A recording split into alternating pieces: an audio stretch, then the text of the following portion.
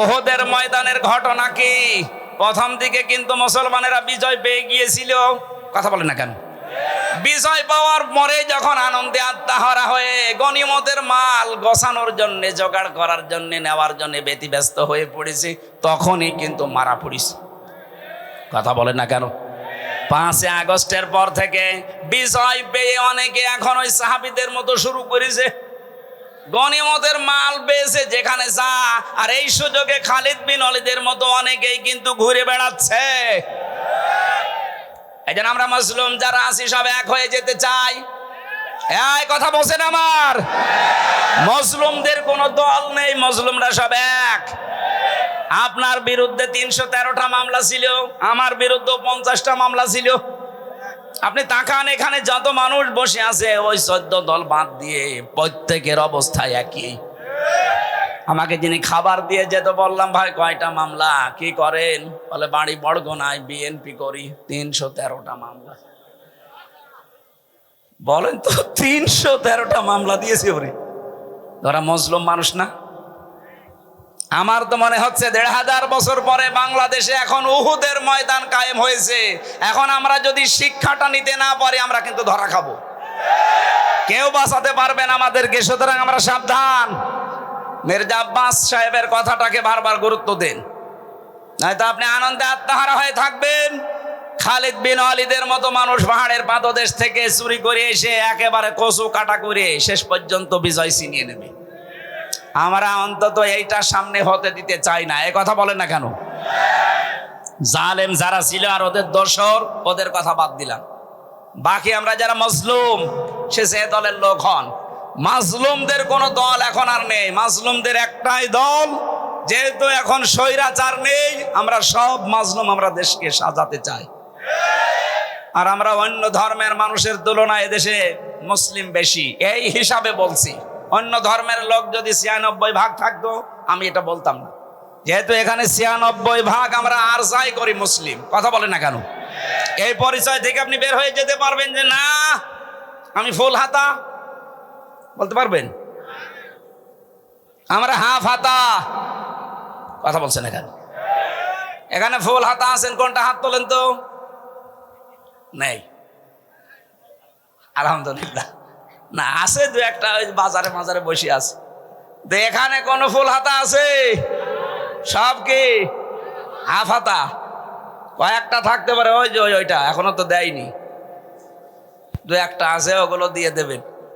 কিন্তু আমরা যারা হাফ হাতায় আছি, সত্যি কথা বলছি, আমাদের এই পরিচয় দেওয়াই লাগবে, আমি মুসলিম। নামাজ রোজা হজ যাকাত হয়তো কম বেশি হয়ে যায় আমাদের, কিন্তু এই পরিচয় দেওয়া লাগবে না যে আমার নামের আগে মোহাম্মদ আছে, আমার নামের আগে সিরি আছে, কথা আমি লিখতে পারবো। কথা বলেন না কেন? সুতরাং যারা মুসলিম এই শব্দটা লেখেন যে মোহাম্মদ, আমির, হামজা, তাদের এখন সব এক হওয়া লাগবে, সব একদিকে চলে যাক। এই 15.5 বছরের স্লোগান ছিল যে আমরা স্বৈরাচার বাদ দিয়ে সব এক, সেই সুযোগ আল্লাহ তৈরি করে দিয়েছে। সুতরাং আমরা সব এখন কি এক? বলেন বলেন। এক হওয়ার জন্য যেই সামনে যে বিষয়গুলো রাখা লাগে, তার ভেতর অন্যতম কোরআনে কারিম। আর কোরআন বলছে দুনিয়ায় যারা ইসরাফ করবে, অপচয় করবে, অপব্যয় করবে, আপনারা তাদের সাথে থাকবেন না। এখন আপনি ভাগ করে নিন। এখন হওয়ার পরে এখন দেখবেন যে আপনি চূড়ান্ত ভাবে থাকবেন কাদের সাথে? 2 নম্বরে যারা ফাসাদ সৃষ্টি করে। ফাসাদ মানে কি বললাম? কথা, ফাসাদের 9টা অর্থের প্রথম অর্থ এটা, যারা মানুষের তৈরি করা আইন কানুন প্রতিষ্ঠা করতে চায়, আপনি আর সামনে তাদের সাথে থাকতে পারবেন না। দেখবেন আস্তে আস্তে সব মুসলিম এক হয়ে গেছে। আল্লাহ আমাদেরকে আয়াতটা মেনেছে। আমি আয়াতটা কি বানালাম? বলেন বলেন। এটা আছে সূরা শুআরার 151 152 নম্বর আয়াত। এই জন্য নেতৃত্ব এটা কিন্তু শুধু দুনিয়ার বিষয় হলে আমি কোনো অনুষ্ঠানে বলতাম না। কিছু মানুষ গীবত করে বাইরে বসে বসে, হুজুর শুধু নেতৃত্বের কথা বলে। আরে ভাই, এটা তো আমার জীবনের সাথে আখিরাতের সাথে সম্পর্কিত। 2 নাম্বারটা বলছি, 27টা পেয়েছি আমি, সব বাদ দিলাম, এইটা শেষ করে আমি তাফসিরে যাব। আপনারা আছেন তো? আছেন, আপনারা আছেন। 2 নম্বর হচ্ছে, আমি আয়াতটা আগে দলিল বলি, এরপরে আপনি দেখবেন সূরা নিসা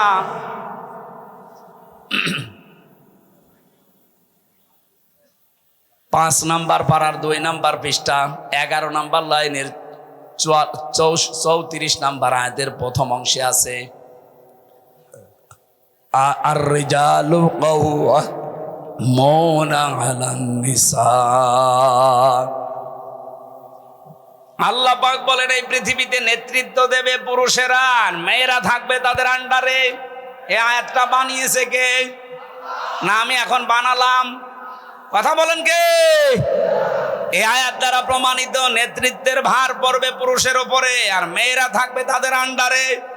এই আয়াত যদি আমরা 100% বিশ্বাস করি, এখানে যারা আছেন সারা বাংলাদেশে যেহেতু 96% মুসলমান, এই হিসাবে বড় আশা নিয়ে আয়াতটা পড়লাম, আগামী কিয়ামতের আগ পর্যন্ত বাংলার চেয়ারে কোনো মহিলা যেন নেতৃত্বে বসতে না পারে।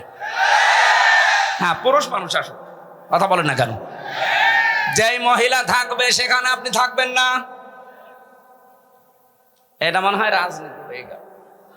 হ্যাঁ, এটা রাজনীতি। এবার আল্লাহকে আজকে রাতে জিজ্ঞাসা করবেন, আল্লাহ সূরা নিসার 34 নম্বর আয়াতের প্রথম অংশ মনে হয় ঠিক হয়নি, কারণ আমাদের দেশে এটা আছে, আপনি এ কি বললেন? এটা অন্তত তুলে সৌদি আরবে দিয়ে দেন, হবে? আয়াতের ব্যাখ্যা একটা হাদিস পড়েছি, এই যে আমরা সফল হতে পারি না কেন? নবীজি বলেন, ক্বালান নাবিয়্যু সাল্লাল্লাহু আলাইহি ওয়াসাল্লাম লা ইউফলিহা কওমুন, ওই জাতি কখনো সফল হচ্ছে না, হবে না, যে জাতির নেতৃত্বে আছে, নেতা হয়ে আছে কোনো মহিলা। এবার আপনার বিবেকে যা বলে আপনি তাই করেন।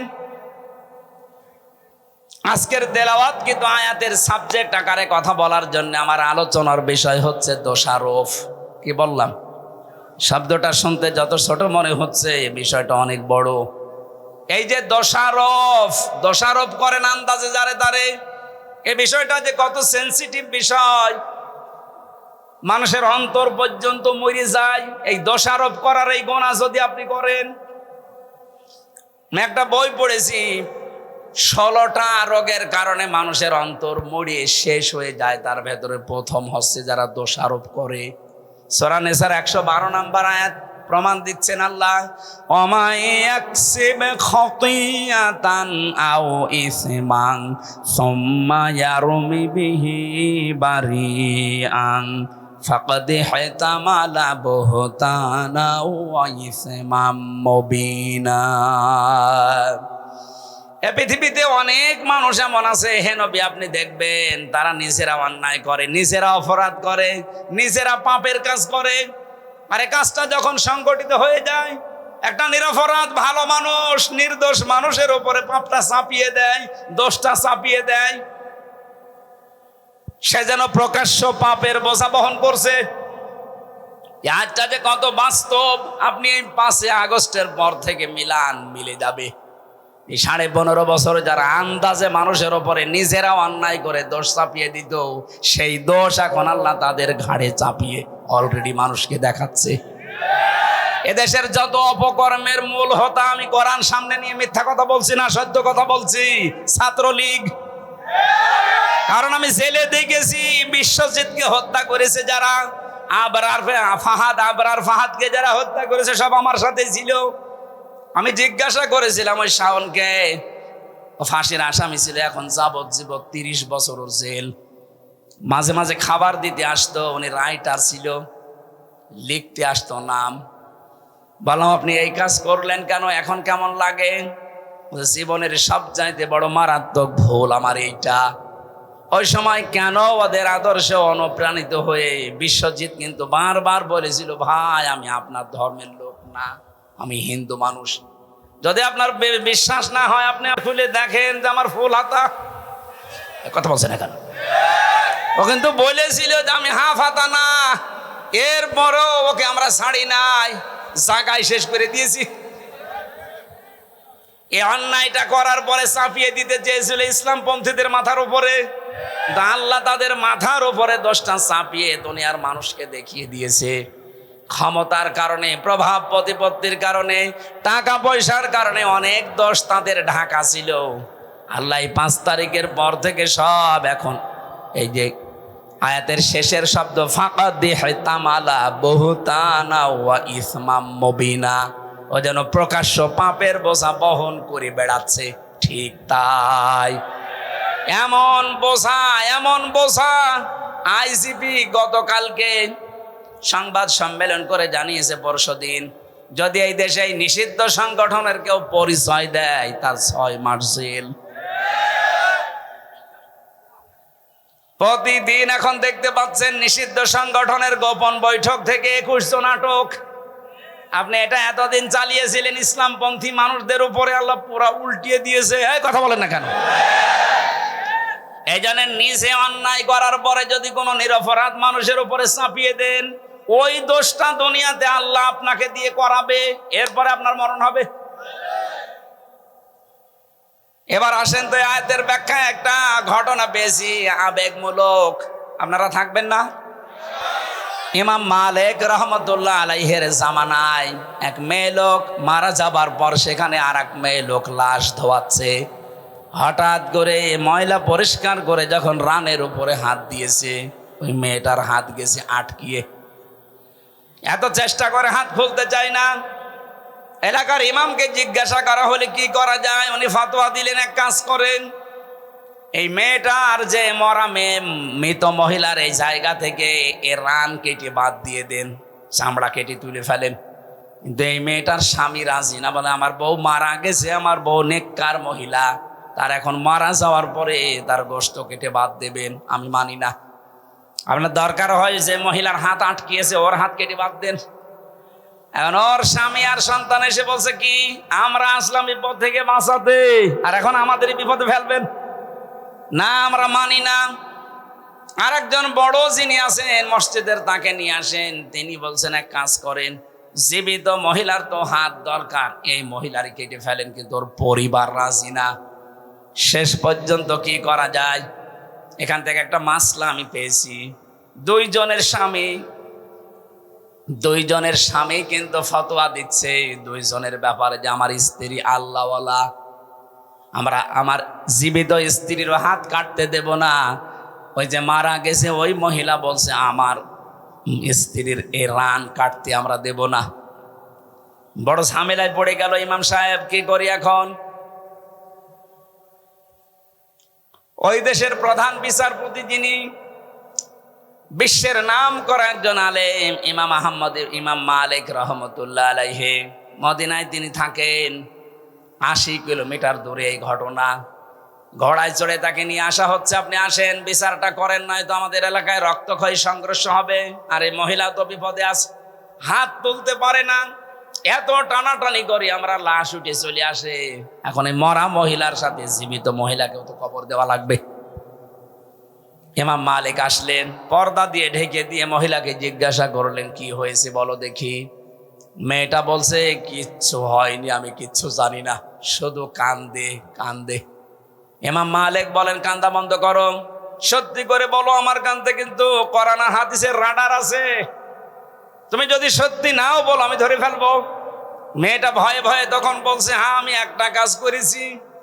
একে যখন ধোয়াচ্ছিলাম, হঠাৎ করে ধোয়ানোর শেষ পর্যায়ে এর রানের উপরে হাত দেওয়া অবস্থায় একটা মন্তব্য আমি এর উপরে নিক্ষেপ করেছিলাম। মনে মনে বলেছিলাম যে তোমার চেহারা তো সুন্দরী আছে, কিন্তু তোমার ভেতরের অবস্থা খারাপ, তোমার চরিত্র খুব খারাপ।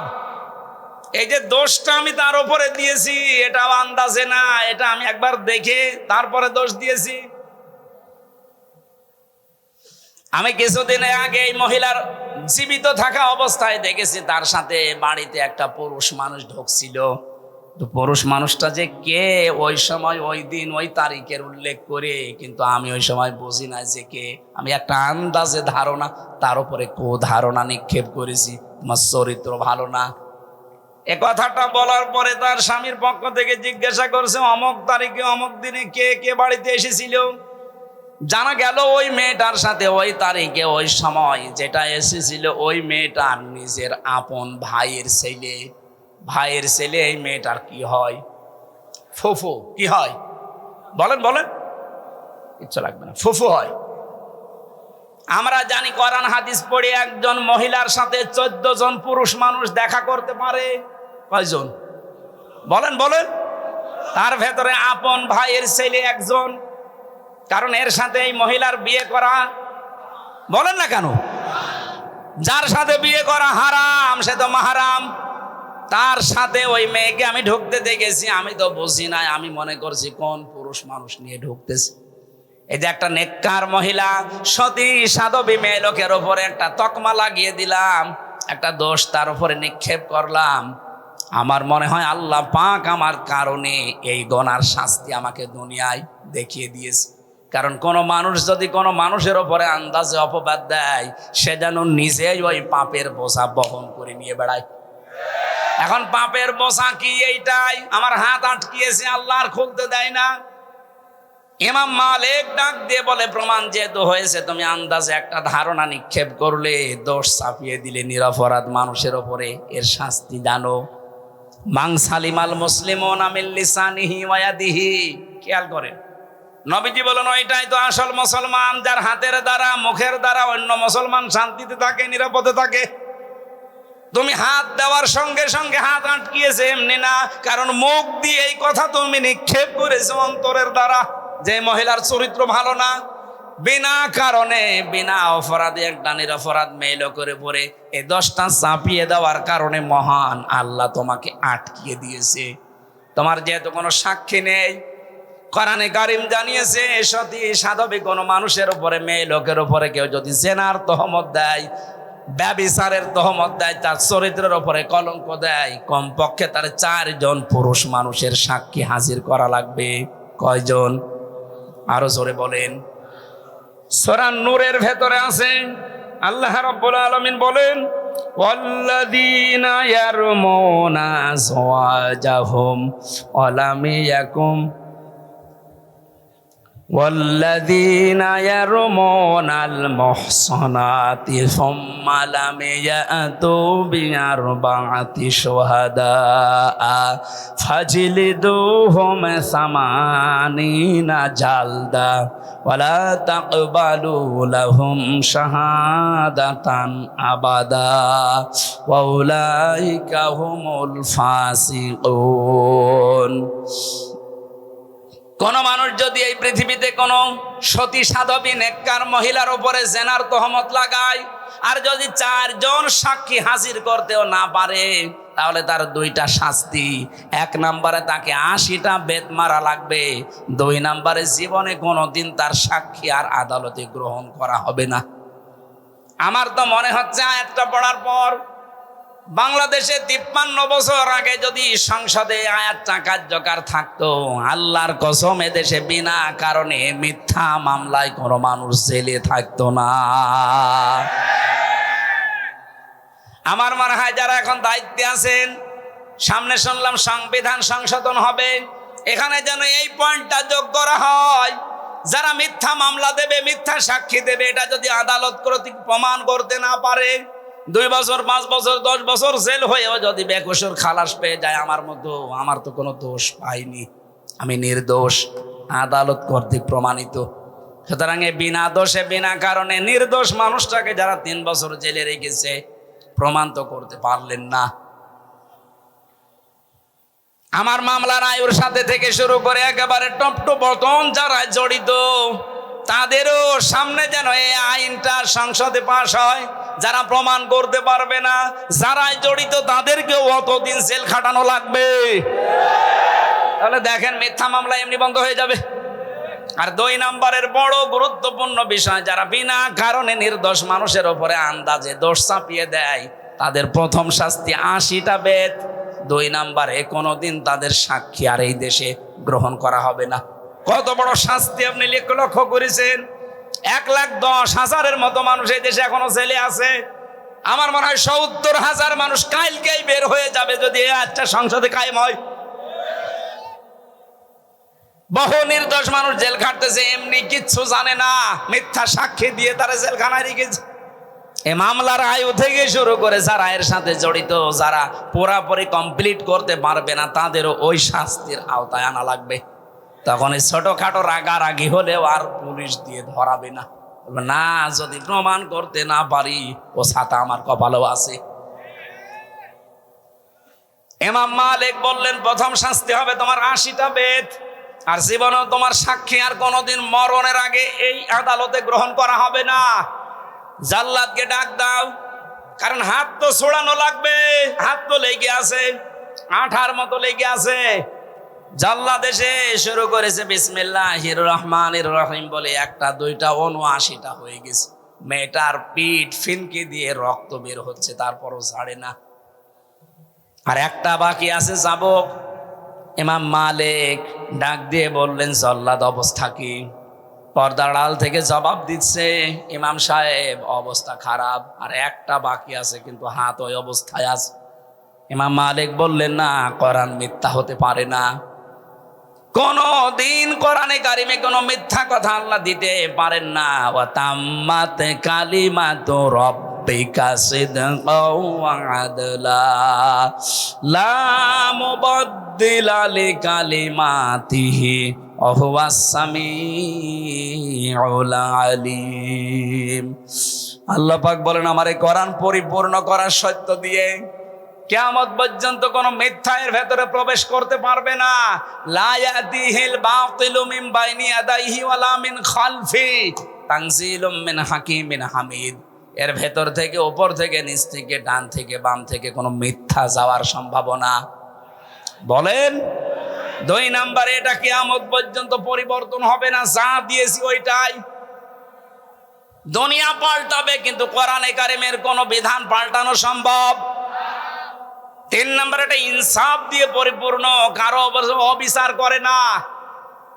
আজ বাংলাদেশে 49 বছর 53 বছর অবিচার চলছে, একটাই কারণ, এইটা প্রতিষ্ঠিত নেই আইন ব্যবস্থায়। এটা যদি বিচারালয়ে, প্রশাসনে, সংসদে সত্যি আমরা নিয়ে যেতে পারি, নবীজির গ্যারান্টি হচ্ছে আমান হাকামা বিহি আদালা, এটা বিচার ব্যবস্থায় নিয়ে যান, ন্যায় বিচার কায়েম করে দেবে। এর উপরে আমাদের বিশ্বাস এখনো পরিপূর্ণ আসে না, এই জন্য একে বাদ দিয়ে আমরা তৈরি করা আইন বিশ্বাস করে ওখানে নিয়ে যাই। মানুষের তৈরি করা আইনগুলো ওখানে যাবার পরে দেখা যায় ন্যায় বিচারের তুলনায় আরো দিন দিন অবিচার বেড়ে যাচ্ছে। আর আমার না অন্য কিছু ভাবলাম, আমি সবার কথা বাদ দিলাম, শুধুমাত্র ইসলামী আন্দোলন করার কারণে আমার যতটুকু দেখা চোখে, জামাতের আমির যিনি ডাক্তার শফিকুর রহমান যে বারবার জেলে যাচ্ছে, নিজের ব্যক্তিগত কোনো কারণে না, দোষে না, শুধু ইসলামী আন্দোলন করার কারণে। ন্যায় বিচার থাকলে ওনারে এই বছরের পরে বছর জেল না, 1 সেকেন্ড ওনারে জেলে রাখার কোনো সম্ভাবনা নেই, কোনো অধিকারও থাকবে না। অনেকেই যারা উল্টা পাল্টা দোষ দেওয়ার মন মানসিকতা করেন, আরে ভাই উনি এসেছে ওই রকম লাইন থেকে, উনি মুক্তিযোদ্ধা পরিবারের সন্তান, উনি বাম রাজনীতি করতে করতে এসেছে, ওনারে যে আপনি উল্টা পাল্টা দোষ লাগিয়ে দেবেন যে আপনি আলবদর আসামস, আপনি রাজাকার, আপনারা নিজেরা তখন ধরা খাবেন, কারণ ছাত্রলীগ থেকে উঠে এসেছে। এখন মাঝে মাঝে সেজদা দিয়ে কাঁদে, রব্বুল আলামিন তুমি দয়া করে আমাকে যে একামতের দিনের খাদেম বানিয়েছো, যদি ওই অবস্থায় আমি থাকতাম আজ আমি জাহান্নামের পথে দৌড়াতাম। এইরকম কিছু মানুষ আল্লাহ বাংলাদেশে যেন তৈরি করে দেয়, যারা আজ না বুঝে একামতের দিনের বিরোধিতা করেন। আপনিও যদি ডাক্তার শফিকুর রহমানের মতো বুঝতে পারেন, দেখবেন আপনিও খাদেম হয়ে যাবেন। উনি যদি বাম থেকে এসে খাদেম হতে পারে, আপনি তো ডান পথে আছেন, একটু আসেন না কেন? আপনাকে ভর্তি হতে বলছি না, শুধু সিলেবাসটা একটু দেখেন। আমি এক ওসিকে পড়াতাম কুষ্টিয়ায়, এত বামপন্থী মানুষ, আল্লাহ রসুল বিশ্বাস করে না, কিন্তু কোরআনে কারিম শুনতো খুব সুন্দর করে। যখন তেলাওয়াত করতাম ওই সময়, এমনিতে আমার গলা ওই সময় আরো ভালো ছিল, সুর দিয়ে পড়ার সময় দেখতাম তা ধরে আছে, বলতো হুজুর বিভিন্ন কাজ কারবার করি, মজা পাই না, কোরআনের ভেতর একটা মজা আছে, আপনি পড়েন। শুধু পড়েন তাই বলতো না, পড়তে পড়তে যখন ভালো লাগতো তখন তখন আমাকে বলছে, আপনি কিভাবে পড়েন, আমারে ওইভাবে পড়ানো শিখান, আমি যেন আপনার মতো পড়লেই বুঝি যে কি বলতে চাই। আমি যেমন ইংরেজি পড়লেই বুঝি যে আমি কি, আরবি পড়লেও যেন আমি বুঝতে পারি অন্তত কোরআনটা যে কি পড়ছি। আমি এভাবে পড়তে হলে তো শাব্দিক অর্থ মুখস্থ করা লাগবে আপনাকে, কয়েকশো আরবি গ্রামার আপনাকে আয়ত্ত করা লাগবে। বলছে আমি পড়বো। পড়া আরম্ভ করেছিল। চিন্তা করলাম এই ফাঁকে ওনারে আমি ইসলামের দিকে নিয়ে আসতে পারি কিনা দেখি। একটা ছোট্ট বই দিয়েছিলাম, ওপরের আর পেছনের পৃষ্ঠা খুলে দিয়ে, কারণ আমি জানি যে এই পৃষ্ঠা ওনারে দিলে জীবনও পড়বে না। বিংশ শতাব্দীর একজন অন্যতম মুজাদ্দিদ সাইয়্যিদ আবুল আলা মওদুদী আল উস্তাজ, ওনার লেখা কালিমার হাকিকাত, এ বই নেই একটা, দেখলাম এ বই দিলে পড়বে না, ওপরের পৃষ্ঠা ছিঁড়ে ফেললাম, ওখানে নাম লিখে দিলাম অন্য জনের, পেছনের পৃষ্ঠা ছিঁড়ে দিলাম যে কোন জায়গা থেকে ছাপা হয়েছে ওদিকে লেখা আছে, দরকার নেই। ওপরেরটা পেছনেরটা ছিঁড়ে বাকি পৃষ্ঠা যেখানে এক দিয়ে শুরু করা ওইগুলো দিলাম। চিন্তা করলাম লেখক কার নামে দিয়ে একজন মহিলার নাম লিখে দিলাম। অনেক পড়ার পরে বসে নাই, প্রথমে বললাম স্যার কি করেছেন, বলছে পড়েছি, ভালোই তো লাগছে, এই লেখক তো অনেক উচ্চ মানের লেখক। উনি নিজেও শিক্ষিত মানুষ, লন্ডন থেকে পড়াশোনা করা মানুষ। ওই সময় বাংলাদেশে যত ওসি ছিল সব চাইতে বড় শিক্ষিত ওইটা, উনি অ্যাডভোকেট, এদিকে লন্ডন থেকে অনার্স মাস্টার্স করে এসেছে, এইরকম মানুষ। চিন্তা করলাম যে দে, এরকম কয়েকটা দেওয়ার পরে আমার বলছে হুজুরের লেখক শুধু মেয়ে লোকের নাম উপরে কলম দিয়ে লেখা, আসলে আসল পৃষ্ঠা কই, যা আছে কেমন লাগে, ভালোই তো লাগছে। আমি তো বহু বই পড়েছি জীবনে, কিন্তু এর লেখার মান অনেক উপরে, উচ্চাঙ্গের লেখক। এ লেখকের নাম কি? লেখকের নাম বললে আপনি এনার লিখিত বই আরো পড়বেন তো? হ্যাঁ পড়বো। যেই নাম বলেছি সে বই আর দেবেন না, বই দেবেন না মানে ঠিক আছে, আপনাকে ওনার লেখা আর দেব না। আরো লিখিত বই আছে আমার ভার্সিটিতে, আমি এনে দেই, তখন আমি ফার্স্ট ইয়ারে, নিয়ে আসে। একামতের দিন এই বইটা আমি নিজে 14 বার পড়েছি। মরহুম অধ্যাপক গোলাম আজমের লেখা রহমতুল্লাহ আলাইহি। চিন্তা করলাম এটা দিলেও পড়বে না, কারণ এর নামের আগে দেখলেই ছিঁড়ে ফেলে দেবে। প্রথম পৃষ্ঠা, দ্বিতীয় পৃষ্ঠা, তৃতীয় পৃষ্ঠা ছিঁড়ে ফেললাম, ওখানে আমার নাম লিখে দিলাম যে দেখি পড়ে কিনা। আমার তো ওই যোগ্যতা হয়নি, ফার্স্ট ইয়ারে পড়ে ওই বই লেখা কিয়ামতের আগেও সম্ভব না। কি করি, এ তো পড়তে যাবে না। এই যে এই দিনের এখানে 19টা অর্থ দেওয়া আছে। উপমহাদেশে যে সমস্ত আলেমগুলো দিনের একামতে দিনের কাজ করে তাদের কেন মানুষ শত্রুতা করে, আর যারা খেদমতে দিনের কাজ করে তাদের কোনো শত্রুতা করে না কেন, এর বিস্তারিত লেখা আছে ওর ভেতরে। ইমাম মালিক রহমতুল্লাহ আলাইহির জামানায় এক মেয়ে লোক মারা যাবার পর সেখানে আর এক মেয়ে লোক লাশ ধোয়াচ্ছে। হঠাৎ করে ময়লা পরিষ্কার করে যখন রানের উপরে হাত দিয়েছে, ওই মেয়েটার হাত গেছে আটকিয়ে। এত চেষ্টা করে হাত খুলতে চায় না। এলাকার ইমামকে জিজ্ঞাসা করা হলে কি করা যায়, উনি ফতোয়া দিলেন এক কাজ করেন, এই মেয়েটার যে মরা মেয়ে মৃত মহিলার এই জায়গা থেকে এর রান কেটে বাদ দিয়ে দেন, চামড়া কেটে তুলে ফেলেন। কিন্তু এই মেয়েটার স্বামী রাজি না, বলে আমার বউ মারা গেছে, আমার বউ নেককার মহিলা, তার এখন মারা যাওয়ার পরে তার গোশত কেটে বাদ দেবেন, আমি মানি না। আপনার দরকার হয় যে মহিলার হাত আটকিয়েছে ওর হাত কেটে বাদ দেন। এখন ওর স্বামী আর সন্তান এসে বলছে কি, আমরা আসলাম বিপদ থেকে বাঁচাতে, আর এখন আমাদের বিপদে ফেলবেন না, আমরা মানি না। আর একজন বড় যিনি আছেন মসজিদের, তাকে নিয়ে আসেন। তিনি বলছেন এক কাজ করেন, জীবিত মহিলার তো হাত দরকার, এই মহিলারই কেটে ফেলেন, কিন্তু ওর পরিবার রাজি না। শেষ পর্যন্ত কি করা যায়, এখান থেকে একটা মাসলা আমি পেয়েছি। দুইজনের স্বামী কিন্তু ফতোয়া দিচ্ছে দুইজনের ব্যাপারে যে আমার স্ত্রী আল্লাহওয়ালা, আমরা আমার জীবিত স্ত্রীর হাত কাটতে দেব না। ওই যে মারা গেছে ওই মহিলা বলছে আমার স্ত্রীর এই রান কাটতে আমরা দেব না। বড় ঝামেলায় পড়ে গেল ইমাম সাহেব, কি করি এখন? ওই দেশের প্রধান বিচারপতি, যিনি বিশ্বের নাম করা একজন আলেম, ইমাম মালিক রহমতুল্লাহ আলাইহি, মদিনায় তিনি থাকেন। 80 কিলোমিটার দূরে এই ঘটনা। ঘোড়ায় চড়ে তাকে নিয়ে আসা হচ্ছে, আপনি আসেন বিচারটা করেন, নয়তো আমাদের এলাকায় রক্তক্ষয়ী সংঘর্ষ হবে। আর এই মহিলা তো বিপদে আছে, হাত তুলতে পারে না। এত টানাটানি করি আমরা, লাশ উঠে চলে আসে। এখন এই মরা মহিলার সাথে জীবিত মহিলাকেও তো কবর দেওয়া লাগবে। ইমাম মালিক আসলেন, পর্দা দিয়ে ঢেকে দিয়ে মহিলাকে জিজ্ঞাসা করলেন, কি হয়েছে বলো দেখি। মেয়েটা বলছে, কিচ্ছু হয়নি, আমি কিচ্ছু জানি না, শুধু কান্দে কান্দে।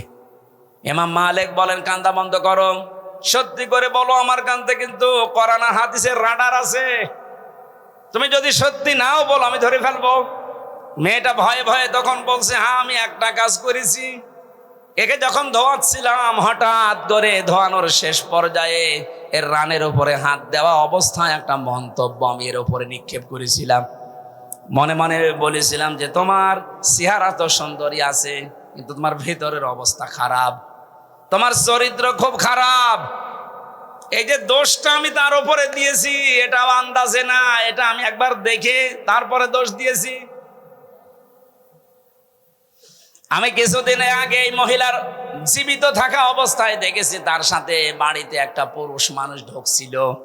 তো পুরুষ মানুষটা যে কে, ওই সময় ওই দিন ওই তারিখের উল্লেখ করে, কিন্তু আমি ওই সময় বুঝি না যে কে। আমি একটা আন্দাজে ধারণা, তার উপরে ধারণা নিক্ষেপ করেছি, তোমার চরিত্র ভালো না। এ কথাটা বলার পরে তার স্বামীর পক্ষ থেকে জিজ্ঞাসা করছে, অমুক তারিখে অমুক দিনে কে কে বাড়িতে এসেছিল। জানা গেল ওই মেয়েটার সাথে ওই তারিখে ওই সময় যেটা এসেছিল, ওই মেয়েটার নিজের আপন ভাইয়ের ছেলে। ভাইয়ের ছেলে এই মেয়েটার কি হয়? ফুফু। কি হয় বলেন বলেন? কিচ্ছু লাগবে না, ফুফু হয়। আমরা জানি কোরআন হাদিস পড়ে একজন মহিলার সাথে 14 জন পুরুষ মানুষ দেখা করতে পারে। কয়জন বলেন বলেন? তার ভেতরে আপন ভাইয়ের ছেলে একজন, কারণ এর সাথে এই মহিলার বিয়ে করা, বলেন না কেন? যার সাথে বিয়ে করা হারাম সে তো মাহারাম। তার সাথে ওই মেয়েকে আমি ঢুকতে দেখেছি, আমি তো বুঝি নাই, আমি মনে করছি কোন পুরুষ মানুষ নিয়ে ঢুকতেছে। এই যে একটা নেককার মহিলা, সতী সাধবী মেয়ে লোকের ওপরে একটা তকমা লাগিয়ে দিলাম, একটা দোষ তার উপরে নিক্ষেপ করলাম। আমার মনে হয় আল্লাহ পাক আমার কারণে এই গুনার শাস্তি আমাকে দুনিয়ায় দেখিয়ে দিয়েছে। কারণ কোনো মানুষ যদি কোনো মানুষের ওপরে আন্দাজে অপবাদ দেয়, সে যেন নিজেই ওই পাপের বোঝা বহন করে নিয়ে বেড়ায়। এখন পাপের বোঝা কি? এইটাই আমার হাত আটকিয়েছে, আল্লাহ আর খুলতে দেয় না। ইমাম মালিক ডাক দিয়ে বলে, প্রমাণ যেহেতু হয়েছে, তুমি আন্দাজে একটা ধারণা নিক্ষেপ করলে, দোষ চাপিয়ে দিলে নিরপরাধ মানুষের ওপরে, এর শাস্তি জানো। মান সালিমাল মুসলিমুনা মিন লিসানিহি ওয়া ইয়াদিহি। খেয়াল করেন, নবীজি বলেন ওইটাই তো আসল মুসলমান, যার হাতের দ্বারা মুখের দ্বারা অন্য মুসলমান শান্তিতে থাকে, নিরাপদে থাকে। তুমি হাত দেওয়ার সঙ্গে সঙ্গে হাত আটকিয়েছে এমনি না, কারণ মুখ দিয়ে এই কথা তুমি নিক্ষেপ করেছো অন্তরের দ্বারা, যে মহিলার চরিত্র ভালো না। বিনা কারণে বিনা অপরাধে একটা নিরপরাধ মেয়ে লোকের উপরে এই দোষটা চাপিয়ে দেওয়ার কারণে মহান আল্লাহ তোমাকে আটকিয়ে দিয়েছে। তোমার যেহেতু কোনো সাক্ষী নেই, কোরআনে কারীম জানিয়েছে, সতী সাধবী কোনো মানুষের উপরে, মেয়ে লোকের উপরে কেউ যদি জেনার তহমত দেয়, ব্যভিচারের তহমত দেয়, তার চরিত্রের উপরে কলঙ্ক দেয়, কমপক্ষে তার 4 জন পুরুষ মানুষের সাক্ষী হাজির করা লাগবে। কয়জন? আরো জোরে বলেন। সূরা নূরের ভেতরে আছে, আল্লাহ রাব্বুল আলামিন বলেন, ওয়াল্লাযীনা ইয়ারমুনা আযওয়াজাহুম ওয়া লাম ইয়াকুম والذين يرمون المحصنات ثم لم يأتوا بأربعة شهداء فاجلدوهم 80 جلدة ولا تقبلوا لهم شهادة أبدا وأولئك هم الفاسقون। কোন মানুষ যদি এই পৃথিবীতে কোন সতী সাধবী নেককার মহিলার উপরে জেনার তহমত লাগায় আর যদি 4 জন সাক্ষী হাজির করতেও না পারে তাহলে তার 2টা শাস্তি। 1 নম্বরে তাকে 80টা বেত মারা লাগবে, 2 নম্বরে জীবনে কোনোদিন তার সাক্ষী আর আদালতে গ্রহণ করা হবে না।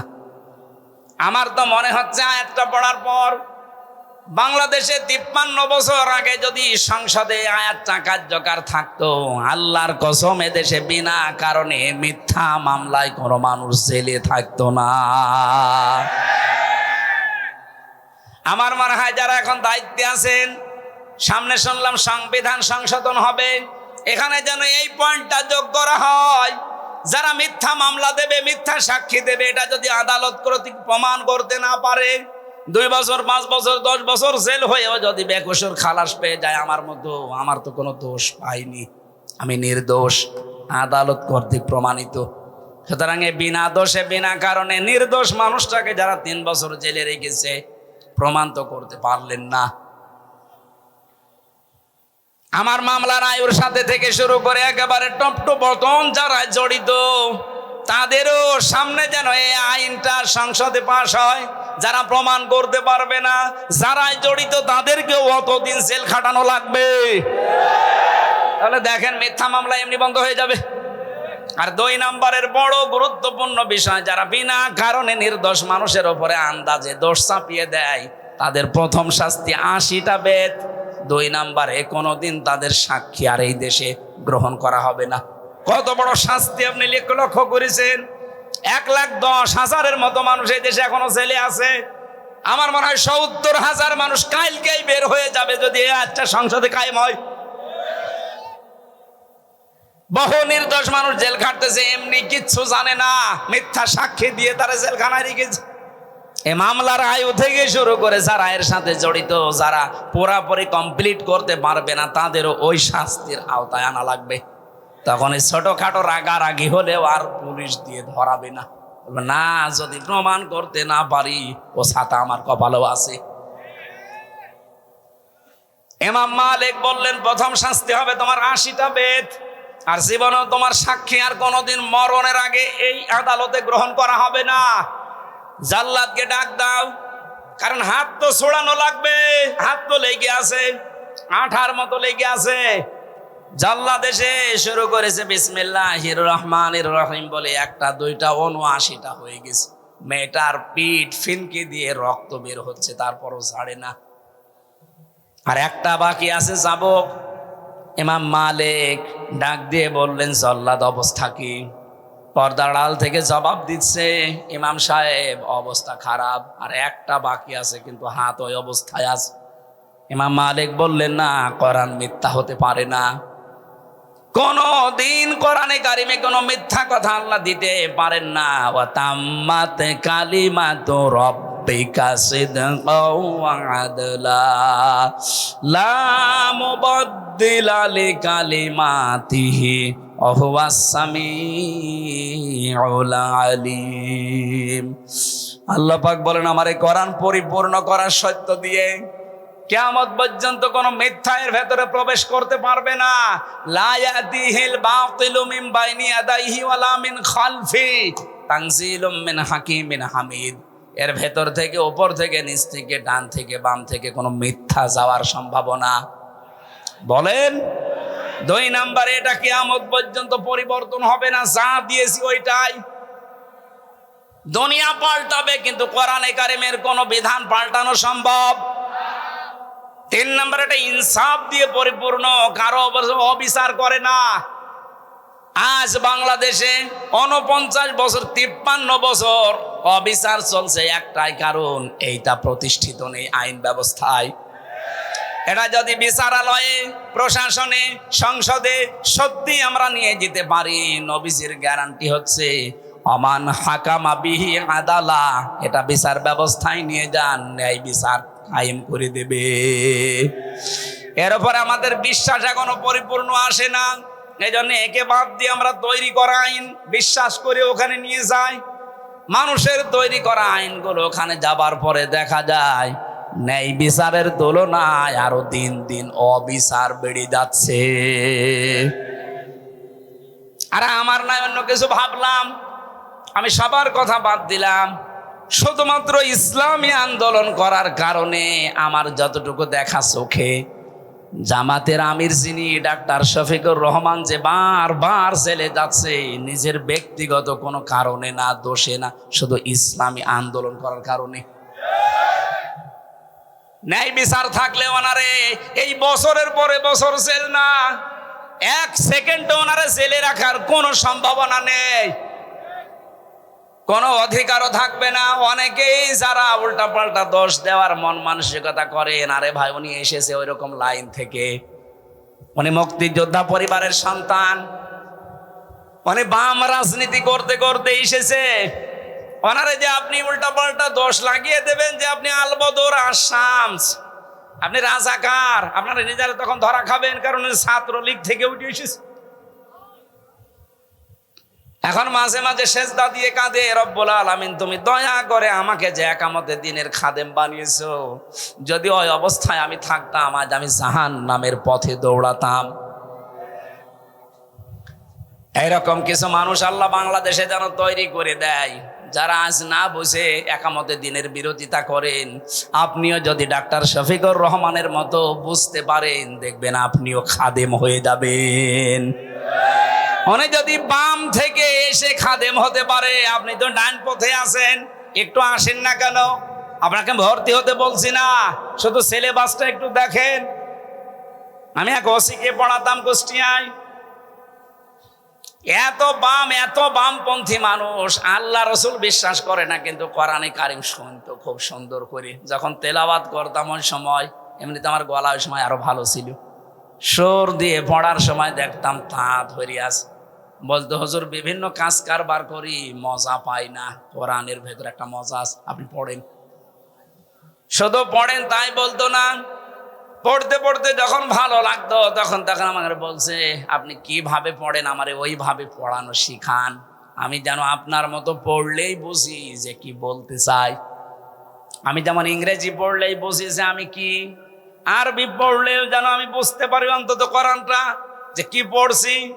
আমি এভাবে পড়তে হলে তো শাব্দিক অর্থ মুখস্থ করা লাগবে, আপনাকে কয়েকশো আরবি গ্রামার আপনাকে আয়ত্ত করা লাগবে। বলছে আমি পড়া আরম্ভ করেছিল, চিন্তা করলাম এই ফাঁকে ওনারে আমি ইসলামের দিকে নিয়ে আসতে পারি কিনা দেখি। একটা ছোট্ট বই দিয়েছিলাম, ওপরের আর পেছনের পৃষ্ঠা খুলে দিয়ে, কারণ আমি জানি যে এই পৃষ্ঠা ওনারে দিলে জীবনও পড়বে না।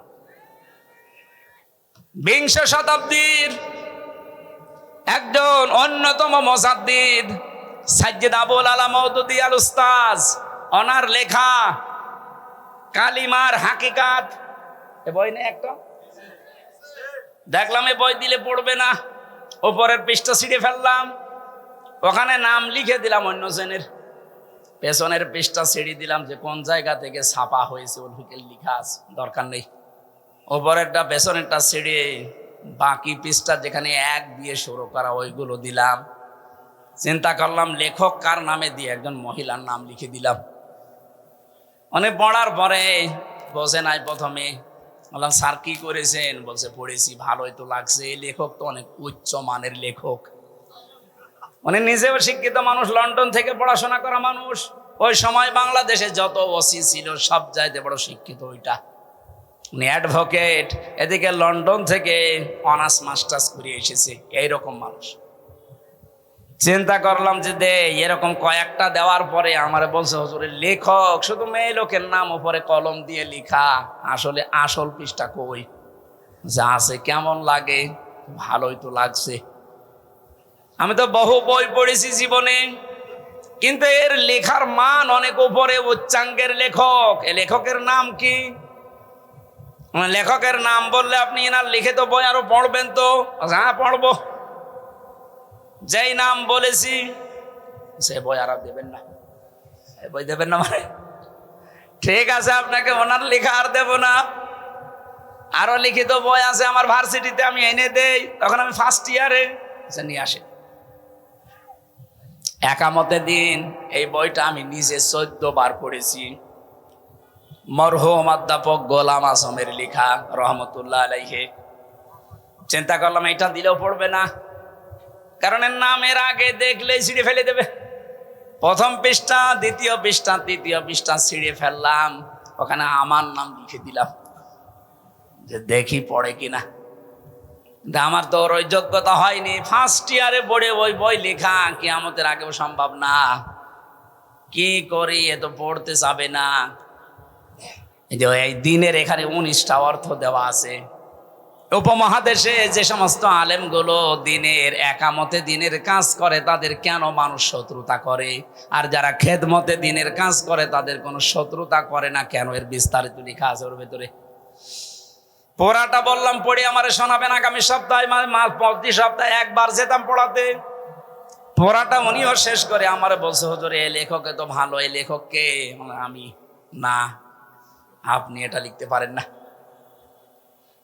কারণ এই লেখকও অনেক উচ্চাঙ্গের, এনার ভাষা রচনা শৈলী খুব সুন্দর। দিনের অর্থ এতদিন যা বুঝতাম এখন দেখছি না, আসলে তো ওইটা দিন না। ওখান থেকে একটা সাবজেক্ট বানিয়েছিলাম আমি। এই যে প্রচলিত যে ধারণায় তাওবা, জিকির, এরকম প্রায় 43টা বিষয় নিয়ে ভেজাল আছে আমাদের বাংলাদেশ, ভারত আর পাকিস্তানে। ওই সময় একটা আলোচনা দিয়েছিলাম যে স্যার এই আলোচনাটা আপনি দেখবেন। পড়াটা দেখার পরে আমারে বলছে এতদিন আমি কি মনে করতাম আর এখন আমি কি দেখছি। পরবর্তীতে দেখলাম ট্রান্সফার হয়ে গেছে, এখন আর পরিচয় নেই, যোগাযোগও নেই। ওই সময় যা শুরু করেছিলাম আমার তো মনে হচ্ছিল ওরে যদি আমি একটা বছর এভাবে টিপস দিতে পারতাম, আমার আল্লাহ ওকে ডাক্তার শফিকুর রহমানের মতো ঘুরিয়ে দিত। আপনি এই জন্য আসবেন, আপনাকে আমি ভর্তি হতে বলছি না, সিলেবাসের কাছে আসেন, শেষ করে দেব। শেষ করে দেওয়া দরকার না, আর একটা আছে তো আমার তো আমার বেঁচে থাকা লাগবে। ওখান থেকে চলে আসেন, যাদের সাথে মিলছে না আপনি তাদের কাছে যান। না এ আজ বলা বেশি হয়ে গেল? কিসের বেশি হওয়া? আল্লাহ যা বলেছে আমি তো সেই ফোর্সেই বললাম। এখন মানা না মানা আপনার বিবেকের ব্যাপার। যদি না মানেন তাহলে আল্লাহ ওই যে ফেরেস্তা দিয়ে মগুর রেডি করছে, একবার দেবে বাড়ি 70 গজ নিচে চলে যাবেন। কথা বলেন না কেন? হ্যাঁ, ধারণা আসতে পারে আমি নামাজ পড়ি, আমি রোজা রাখি, আমি চিল্লায় যাই, তারপরও মানে আপনার নামাজ রোজা আপনার চিল্লা নেওয়ার জন্য আল্লাহ বসে আছে। এইটাই যদি হতো তাহলে লূত নবীর স্ত্রী, তাকে আল্লাহ জাহান্নামে দিত না। সে নবীর স্ত্রী, তার নিজের দোষ ছিল না, কিন্তু সে দলে দলে এমন মানুষদেরকে সাপোর্ট করত যারা চরিত্রহীন, যারা আল্লাহর বিধান পাল্টিয়ে পুরুষে পুরুষে বিয়ে করত। এই মানুষগুলোর সাপোর্ট করার কারণে নবীর স্ত্রীকে যদি আল্লাহ জাহান্নামে দেয়, আজ যারা আল্লাহর আয়াতের পরিবর্তে মানুষের তৈরি করা আইন কানুন প্রতিষ্ঠা করতে চায়, তারাও ওই লূত নবীর জামানার উম্মতের মতোই। তারা আল্লাহর বিধান পাল্টিয়েছে, আর আপনি আল্লাহর বিধান বাদ দিয়ে নতুন করে আর একটা বিধান প্রতিষ্ঠা করতে চান। বিষয় একই। উনি নবীর স্ত্রী, চরিত্রহীন মানুষদেরকে সাপোর্ট করার কারণে যদি জাহান্নামে যায়, হামজা চরিত্রহীন মানুষদেরকে, যারা আল্লাহর আইন মানে না, আল্লাহর বিধানের পরিবর্তে অন্য বিধান নিয়ে আসে, এদের চরিত্র পৃথিবীর সবচাইতে খারাপ, কারণ এরা ফ্যাসাদ সৃষ্টিকারী। এই কথা বলেন না কেন? আমি ইঙ্গিত দিলাম, আশা করি আপনি বুঝেছেন। এরপরেও যদি কেউ না বোঝার ভান করে থাকেন, মোনাজাতের পরে আসেন, আপনার কানের কাছে মুখ নিয়ে বলছি, জোরে তো আর বলা যাচ্ছে না।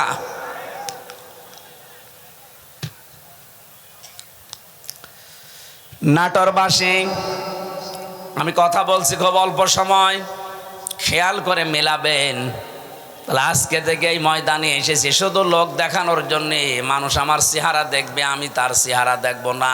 আমি সিদ্ধান্ত নিয়ে যাব, দুনিয়ায় যারা মানুষের তৈরি করা আইন প্রতিষ্ঠা করে, আন্দোলন করে, আমি আজকে থেকে আর ওই রকম মানুষের পেছনে নেই।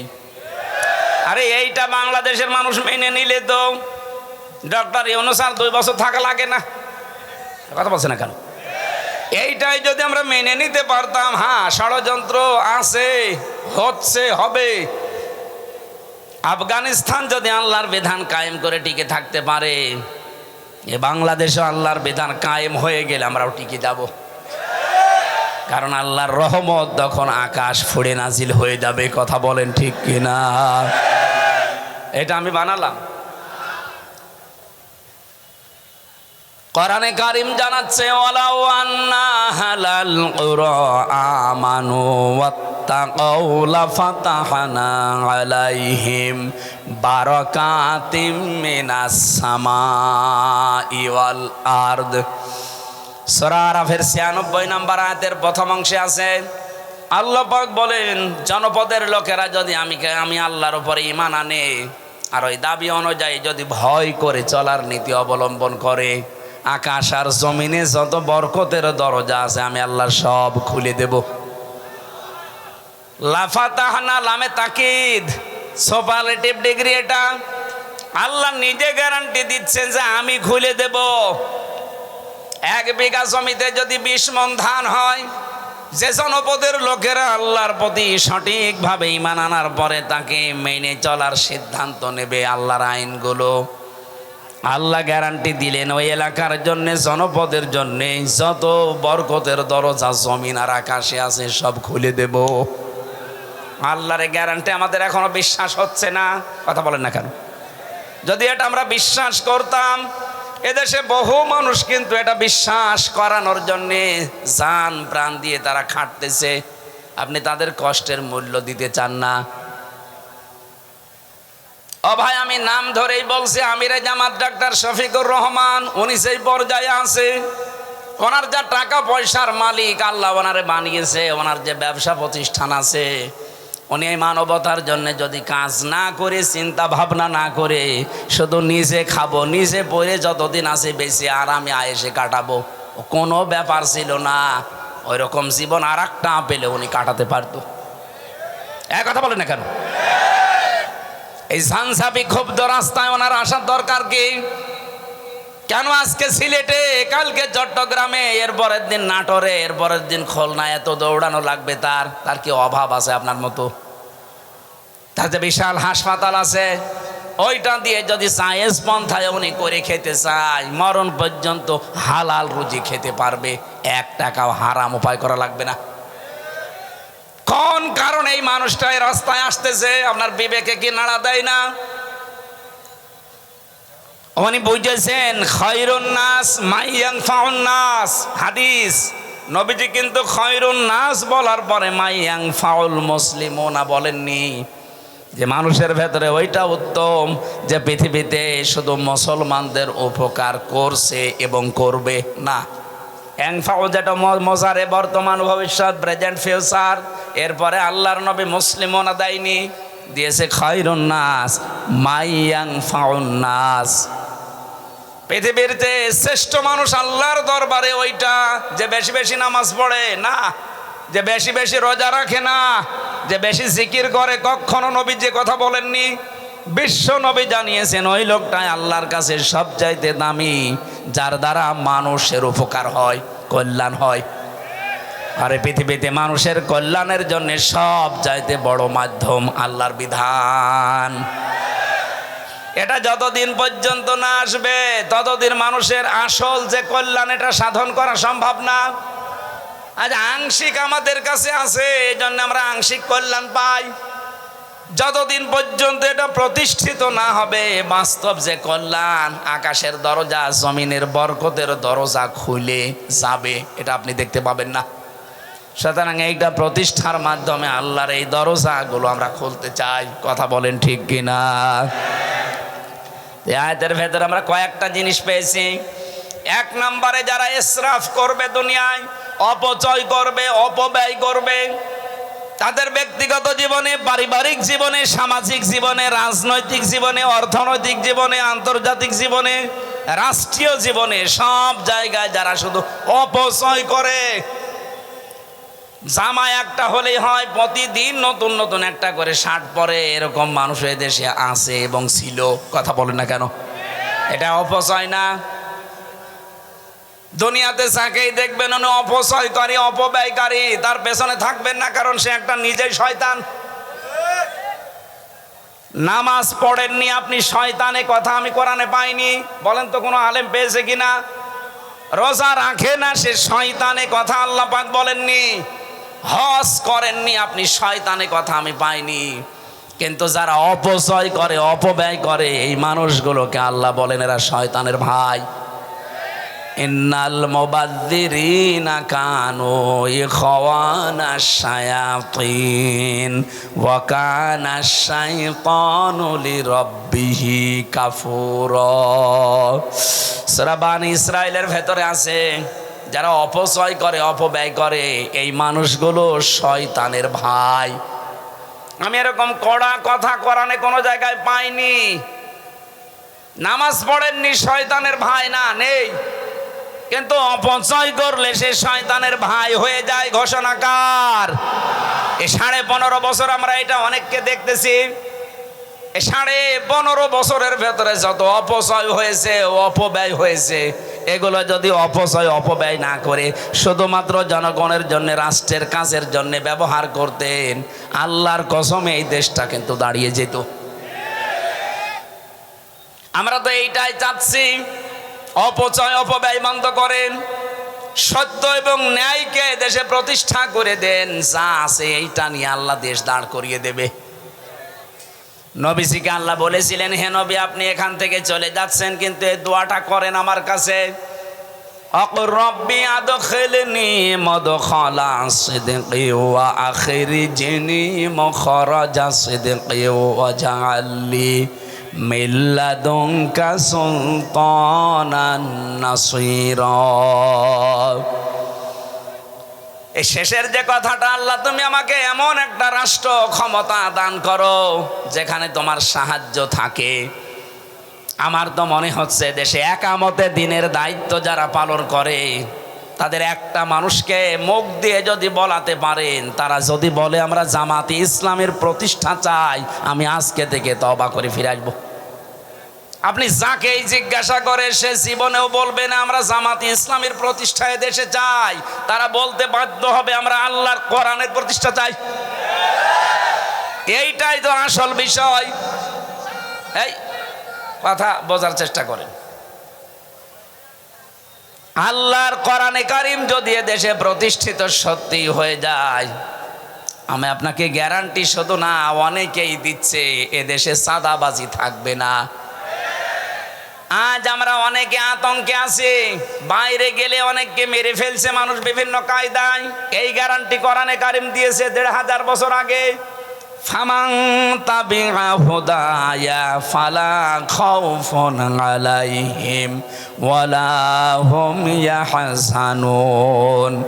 আমার পাঠানো হেদায়েত যদি কেউ অনুসরণ করে চলতে পারো, আমি আল্লাহ গ্যারান্টি দিচ্ছি কোনো ভয় থাকবে না, কোনো চিন্তা থাকবে না। স্বাধীন হয়েছি ঠিক, কিন্তু এখনো ভয় আছে না নেই? এখনো অনেক আওয়ামী জাহিলিয়াত যারা, এ মানুষগুলোর কারণে এখনো ভয়ে ভয়ে আছি। এই ভয়টা থাকবে না যদি এটা কায়েম হয়ে যায়।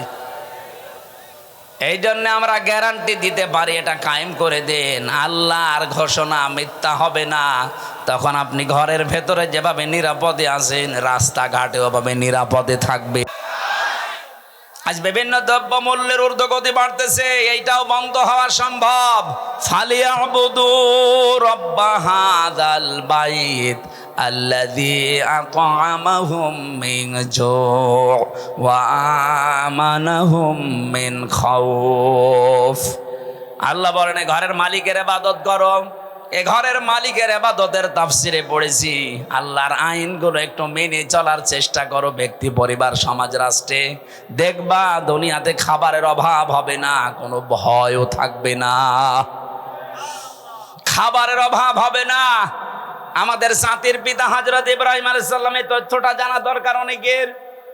হযরত ইব্রাহিম নবী আলাইহিস সালাম যেদিন বিবি হাজেরা এবং ইসমাইলকে রেখে আসেন এই মরুভূমির ময়দানে, সেদিন তিনি দোয়া করেছিলেন, মাবুদ তুমি আমার এই বংশধর যাদেরকে রেখে গেলাম, তিনি তো কথা মুখ দিয়ে উচ্চারণ করতে পারছিলেন না। খাদিজা হাজেরা রাদিয়াল্লাহু তাআলা আনহা যখনই জিজ্ঞাসা করেছে, স্বামী এটা কি নিজের সিদ্ধান্তে রেখে যাচ্ছে না আল্লাহর সিদ্ধান্তে? ৮০ বছর পর একটা সন্তান আল্লাহ দিয়েছে, সেই সন্তানকে পর্যন্ত তিনি মরুভূমিতে রেখে যাচ্ছেন আল্লাহর নির্দেশ মতো। ওই সময় তিনি কথার মুখ দিয়ে বের হয়নি, আকাশের দিকে আঙ্গুল দিয়ে বলেছিলেন হ্যাঁ আল্লাহর অর্ডারে। তিনি ওই দিন দোয়া করেছিলেন, তার দোয়াটা ওই জামানায় কেউ শোনেনি, কিন্তু আল্লাহ পাক কোট করে রেখেছেন কোরআনে। আল্লাহ রাব্বুল আলামিন সূরা ইব্রাহিমের ভেতরে সেই আয়াতের শেষের অংশটা নাজিল করে জানিয়েছেন, তোমাদের জাতির পিতা ইব্রাহিম দোয়া করেছিলেন, রব্বুল আলামিন আমার এই বংশধরদের জন্য তুমি গোশত এবং দুধ এই দুইটার ভেতরে বরকত দিয়ে দিও। এই জন্য আরব জাহানের ভেতরে শুধু মক্কায় আপনি অন্য কোনো ফসল পাবেন না, দেখবেন এখানে গোশত আর দুধের কোনো অভাব নেই। উট বলেন, বকরি বলেন, দম্বা বলেন, এগুলো দিয়ে গোশত আর দুধ, আমাদের এটা জাতির পিতার দোয়ার ফসল, কিয়ামত পর্যন্ত এই বরকত থাকবে।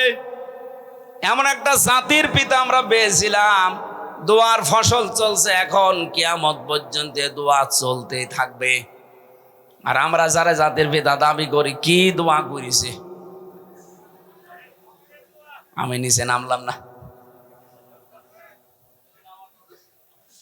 আমার ভাইরা, আমি যেটা বোঝাতে যাচ্ছিলাম, যখন ইব্রাহিম নবীর নাম এসেই গেছে, আর একটা পয়েন্ট বলছি, ওয়াজতাবাকুম ওয়া মা জাআলা আলাইকুম ফিদ্দীনি মিন হারাজ। আল্লাহ বলেন তিনি সে আল্লাহ যিনি তোমাদেরকে নির্বাচিত করেন। নাটোরবাসী সাফ করে জবাব দেবেন, নির্বাচিত করা হয় মানুষদেরকে কোন পদ্ধতিতে? নির্বাচনের মাধ্যমে। নির্বাচিত হতে হলে কি করা লাগে? নির্বাচন। বলেন বলেন, আরো জোরে বলেন। নির্বাচন না করে কেউ নির্বাচিত হতে পারে? অথচ আমাদের কপাল খারাপ, এই 15.5টা বছরে নির্বাচন পদ্ধতি ধ্বংস করে দিয়েছে। আমরা নির্বাচিত হব কি করে? এজন্য এতদিন যারা 15.5 বছরে ছিল, একটাও নির্বাচিত না। নির্বাচন হওয়ার আগে 154 জন হয়ে যায়, আবার নির্বাচন যেদিন হবে তার আগের রাতে হয়ে যায়। আপনি কি রাগ করলেন? এ যে দেবা শব্দটা আয়াতে আছে সূরা হজ 78 নম্বর আয়াতের মাঝের অংশে আছে। আল্লাহ বলেন আমি নির্বাচনের মাধ্যমে তোদেরকে নির্বাচিত করেছি, আমি করেছি। ওয়াজতাবাকুম, তোমাদেরকে আমি আল্লাহ নির্বাচিত করেছি। তাফসিরে পড়েছি নির্বাচিত করা লাগে নির্বাচনের মাধ্যমে। যারা নির্বাচন ব্যবস্থায় ধ্বংস করে দিলেন, আপনার এই আল্লাহর এই আয়াত মানেননি। এক কথা বলে না কেন? এই পদ্ধতিটা ফিরিয়ে আনা দরকার। আশা করছি যারা দায়িত্বে আছে একটা সম্মানজনক সময় নিয়ে তাড়াতাড়ি নির্বাচন দিয়ে এদেশের মানুষকে জনগণের দ্বারা নির্বাচিত হওয়ার সুযোগ করে দেন। একটা নির্বাচিত সরকার যতদিন না আসবে, ওদের ওই ষড়যন্ত্র কিছু বসে নেই, চলতেছে। সূক্ষ্ম কিছু বিষয় এখানে আছে। নির্বাচিত সরকারের কাছে নির্বাচনের মাধ্যমে ক্ষমতা দিয়ে দেন, এদেশে যে ষড়যন্ত্র চলছে এটা থেমে যাবে, দেশটা আবার দাঁড়িয়ে যাবে ইনশাআল্লাহ। এরপরের শব্দে আল্লাহ জবাব দিয়েছেন, ওমা জাআলা আলাইকুম ফিদ্দীনি মিন হারাজ। দিনের উপরে চলতে গিয়ে যে বাধা বিপত্তি আসবে, যদি নির্বাচিত তোমরা হয়ে যেতে পারো, তোমরা যদি বাছাই হতে পারো, ছাঁটাইয়ের ভেতরে না পড়ো, যত বিপদ আপদ আসবে আমি আল্লাহ নিজে দূর করে দেব। এই জন্য নির্বাচনের মাধ্যমে নির্বাচিত হয়ে কোন মানুষ যদি আল্লাহর বাসায়ের ভেতরে পছন্দের ভেতরে পড়ে যায়, আর কোন মানুষ যদি ছাঁটাইয়ের ভেতরে কাঁটার ভেতরে পড়ে যায়, এদের কপাল খারাপ। আমরা যারা এই দেশে আল্লাহর বিধানকে জারি করার জন্যে আল্লাহ পাক কর্তৃক মনোনীত নির্বাচিত বাছাইকৃত হয়ে পড়েছি, জীবনের কিচ্ছু চাই না। আমরা যেহেতু বাছাইকৃত হয়েছি, আল্লাহ পাক অবশ্যই তার জান্নাত আমাদেরকে দেবেন। وَلِيَعْلَمَ اللَّهُ الَّذِينَ آمَنُوا وَيَتَّخِذَ مِنكُمْ شُهَدَاءَ وَاللَّهُ لَا يُحِبُّ الظَّالِمِينَ। তোমাদের ভেতরে যার ঈমান এবং অ্যাক্টিভিটিস গুলো আমার কাছে পছন্দ হয়, তাকে আমি আল্লাহ সাধারণভাবে বিছানায় ফেলে মরণ দেই না। ওর মরণ হয় আমি আল্লাহর দরবারে শাহাদতের মরণ। বলেন আল্লাহু আকবার। এজন্য আমাদের জীবন আমরা যখন পড়েছি কুলিন্না সলাতি ওয়া নুসুকি ওয়া মাহইয়ায়া ওয়া মামাতি লিল্লাহি রাব্বিল আলামিন, এটা যেহেতু আমি মন দিয়ে মনে প্রাণে মুখ দিয়ে উচ্চারণ করে বিশ্বাস নিয়ে পড়েছি, সুতরাং দুনিয়া একদিকে হয়ে গেলেও এই রাস্তা থেকে আমারে কেউ সরাতে পারবে না। আমার জীবনের টার্গেট এইটা। আমি নামাজ পড়ি যার জন্যে, আমি বেঁচে আছি যার জন্যে, মারাও যাব তার জন্যে। আমার যে নুসুক, আপনি তাফসিরে দেখবেন নুন সিন কাফ, নুসুক শব্দের অর্থ তিনটা। এক নম্বরে নুসুক মানে এই যে রক্ত প্রবাহিত করা হয়, এর নাম আরবিতে নুসুক বলে, যেটা কোরবানি বলে জানি। দুই নম্বরে হজের ক্রিয়াকলাপ কার্যক্রম। তিন নম্বরে ইবাদত বন্দেগী।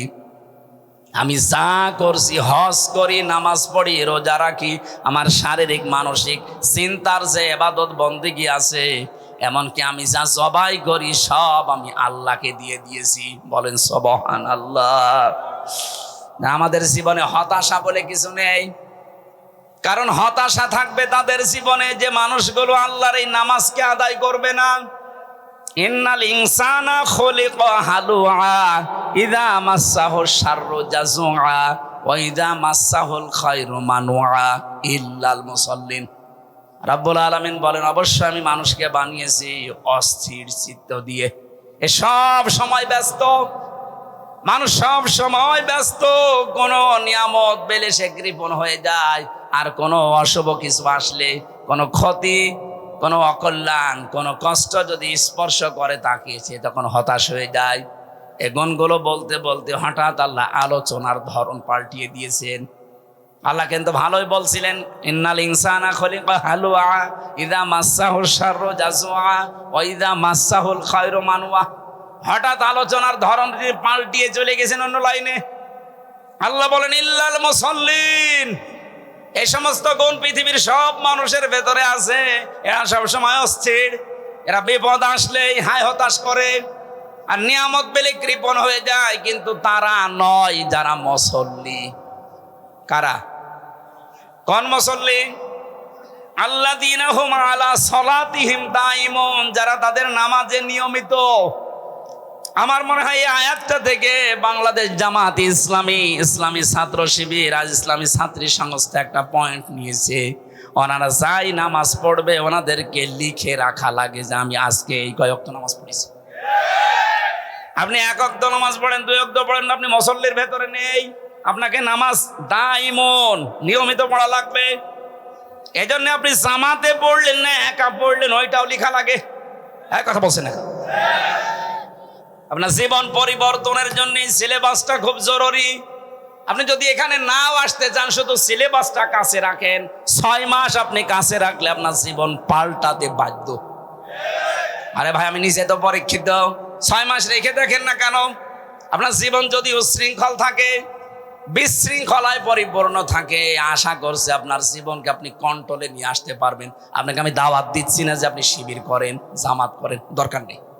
আপনার জীবনকে যদি সুগঠিত, সুশৃঙ্খল, সংগঠিত করতে চান, একেবারে লাইন মতো তুলতে চান, আল্লাহর এই আয়াতগুলোর পরে যে ইল্লাল মুসাল্লিন আল্লাহ দিয়েছেন, এটা যদি বাস্তবে দেখাতে চান, এই ফর্মটা একটু দোকান থেকে কিনে নিয়ে হলেও পূরণ করেন।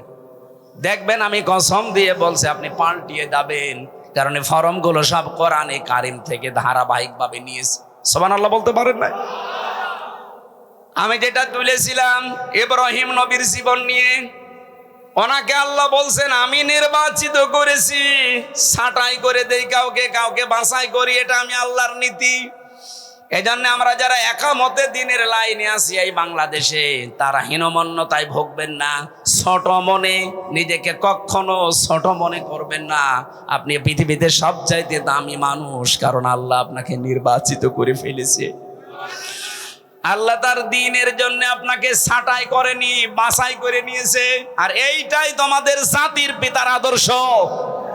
এরপরের শব্দে আছে মিল্লাতা বিকুম ইব্রাহিম হুয়া সাম্মাকুমুল মুসলিমিন। বলেন আল্লাহু আকবার।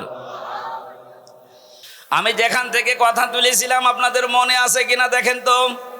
আমাদের জাতির পিতা হযরত ইব্রাহিম আলাইহিস সালাম দোয়া করেছিলেন মক্কার জমিনে, হে আল্লাহ তুমি আমার এই সন্তান এবং স্ত্রী এর পরবর্তী প্রজন্মদের জন্য রিজিক হিসাবে গোশত এবং দুধের ভেতরে বরকত দিও। দেখবেন পুরা আরব জাহানের ভেতরে বাংলাদেশের মতো 14টা দেশ জোড়া দিলে যত বড় হবে, পুরা আরব জাহান এত বড়। আমি তো বহু জায়গায় ঘুরেছি হজের সময়, মাত্র 7 দিন 5 দিনে তো হজ হয়ে যায়, বাকি সময় 45 দিন আমি কি করব? গাড়ি ভাড়া করে হোক আর বিমানে টিকিট কেটে বিভিন্ন প্রদেশে খালি ঘুরতাম। দেখেছি শুধু মক্কাতে দুধ আর গোশতের ভেতরে ওই ইব্রাহিম নবীর দুয়ার ফসল এখনো চলছে, এখানে কোনো অভাব নেই, কিন্তু অন্য ফসল পাবেন না। বাকি অন্যান্য প্রদেশে যান, তাইফে গিয়ে দেখেছি পাহাড়ের উপরে শহরটা, অথচ ফল ফলাদি ফসলাদির কোনো অভাব নেই। নাটোরবাসী আল্লাহর তাকওয়া যদি অবলম্বন করে, আল্লাহর প্রতি ঈমান এনে জমিনে আমরা আবার আল্লাহর বিধানগুলো প্রতিষ্ঠা করার মাধ্যমে দেখাতে পারি, কসম খোদার যে অভাবগুলো চলছে, যে সিন্ডিকেটগুলো চলছে, এইটাও বন্ধ হয়ে যাবে। একটা গোপন কথা শোনাচ্ছি, আজকে শুনে আসলাম। তাই 2 মাসের ভেতরে এই দেশে আমরা যারা মাজলুম ছিলাম, খালি জালেমদের ওই 14 দল বাদ দিয়ে যারা মাজলুম ছিলাম, এই মানুষগুলো যদি এখনো এক হতে না পারি। আপনি আজকে মির্জা আব্বাসের বক্তব্য দেখেছেন, উনি বলছে জামাত আর বিএনপি আমরা সবাই মিলে দেশকে সাজাতে চাই। আরে পাকা খেলোয়াড়, পাকা রাজনীতিবিদ, আন্দাজে আবেগে কথা বলা লোক না। যা বলেছে চিন্তা ভাবনা করে বলেছে, আপনি একা পারবেন না। আরে ভাই আপনিও মুসলিম, আমিও মুসলিম, জালেমরা সব আমাদের এক জায়গায় রেখেছিল।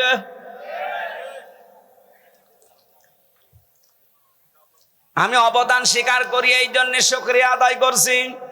জনাব তারেক জিয়া সাহেবের পিএস আমার সাথে 3 বছর ছিল পাশে, শ্রদ্ধাভাজন বড় ভাই জনাব মিয়া নুরউদ্দিন অপু ভাই। ওই 4 দেওয়ালের মাঝে ভাইটা আমাকে বহু সাহায্য সহযোগিতা করেছে। ওনার বন্ধু ছিল গিয়াসউদ্দিন মামুন ভাই, ওনার দ্বারা আমি বহু উপকৃত হয়েছি ওই ভেতরে। কারণ ভেতরে আমাদেরকে এমন অবস্থায় রেখেছিল, জেলে না সেলের ভেতরে। ওখানে উপকার পাওয়া খুব কঠিন। সবচাইতে বেশি উপকার পেয়েছি শাইখুল হাদিস আল্লামা মামুনুল হক হাফিজাহুল্লাহর কাছ থেকে।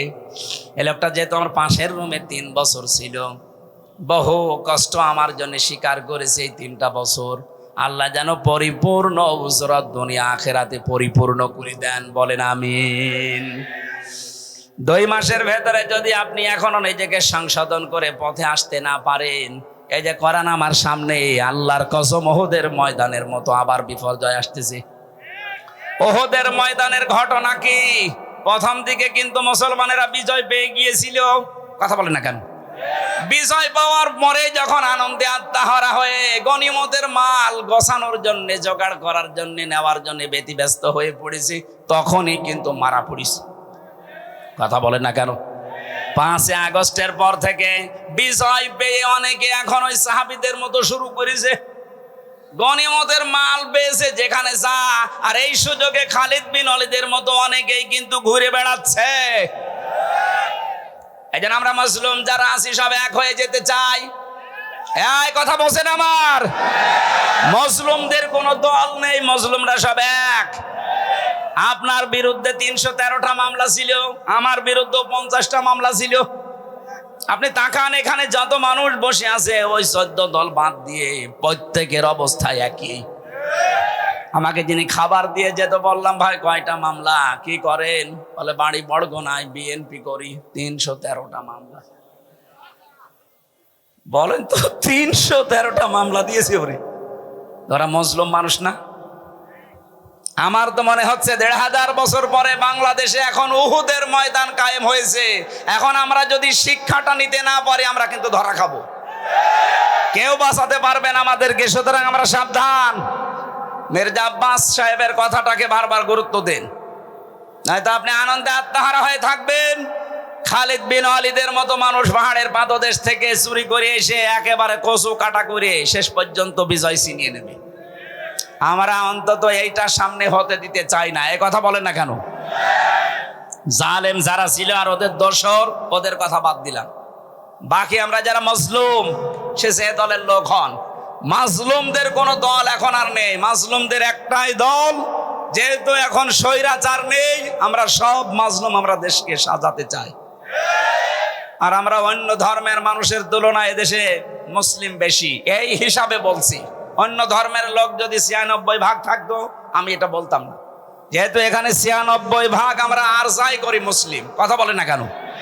এই পরিচয় থেকে আপনি বের হয়ে যেতে পারবেন যে না আমি ফুল হাতা, বলতে পারবেন? আমরা হাফ হাতা। কথা বলছেন এখানে? এখানে ফুল হাতা আছেন কোনটা? হাত তোলেন তো।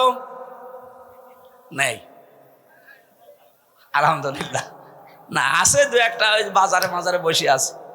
তো এখানে কোন ফুল হাতা আছে? সব কি হাফ হাতা? কয়েকটা থাকতে পারে, ওই যে ওইটা এখনো তো দেয়নি। দু একটা আছে, ওগুলো দিয়ে দেবেন। কিন্তু আমরা যারা হাফ হাতায় আছি, সত্যি কথা বলছি, আমাদের এই পরিচয় দেওয়াই লাগবে আমি মুসলিম। নামাজ রোজা হজ যাকাত হয়তো কম বেশি হয়ে যায় আমাদের, কিন্তু এই পরিচয় দেওয়া লাগবে না যে আমার নামের আগে মোহাম্মদ আছে, আমার নামের আগে সিরি আছে। কথা আমি লিখতে পারবো? কথা বলেন না কেন? সুতরাং যারা মুসলিম এই শব্দটা লেখেন যে মোহাম্মদ, আমির, হামজা, তাদের এখন সব এক হওয়া লাগবে। সব একদিকে চলে যাক। এই 15.5 বছরের স্লোগান ছিল যে আমরা স্বৈরাচার বাদ দিয়ে সব এক, সেই সুযোগ আল্লাহ তৈরি করে দিয়েছে। সুতরাং আমরা সব এখন কি এক? বলেন বলেন। এক হওয়ার জন্য যেই সামনে যে বিষয়গুলো রাখা লাগে, তার ভেতর অন্যতম কোরআনে কারিম। আর কোরআন বলছে দুনিয়ায় যারা ইসরাফ করবে, অপচয় করবে, অপব্যয় করবে, আপনারা তাদের সাথে থাকবেন না। এখন আপনি ভাগ করে নিন। এখন হওয়ার পরে এখন দেখবেন যে আপনি চূড়ান্ত ভাবে থাকবেন কাদের সাথে? 2 নম্বরে যারা ফাসাদ সৃষ্টি করে। ফাসাদ মানে কি বললাম? কথা ফাসাদের 9টা অর্থের প্রথম অর্থ এটা, যারা মানুষের তৈরি করা আইন কানুন প্রতিষ্ঠা করতে চায়, আপনি আর সামনে তাদের সাথে থাকতে পারবেন না। দেখবেন আস্তে আস্তে সব মুসলিম এক হয়ে গেছে। আল্লাহ আমাদেরকে আয়াতটা মেনেছে। আমি আয়াতটা কি বানালাম? বলেন বলেন। এটা আছে সূরা শুআরার 151 152 নম্বর আয়াত। এই জন্য নেতৃত্ব এটা কিন্তু শুধু দুনিয়ার বিষয় হলে আমি কোনো অনুষ্ঠানে বলতাম না। কিছু মানুষ গীবত করে বাইরে বসে বসে, হুজুর শুধু নেতৃত্বের কথা বলে। আরে ভাই, এটা তো আমার জীবনের সাথে আখিরাতের সাথে সম্পর্কিত। 2 নাম্বারটা বলছি, 27টা পেয়েছি আমি, সব বাদ দিলাম। এইটা শেষ করে আমি তাফসিরে যাব। আপনারা আছেন তো? আছেন? আপনারা আছেন? 2 নম্বর হচ্ছে, আমি আয়াতটা আগে দলিল বলি, এরপরে আপনি দেখবেন সূরা নিসা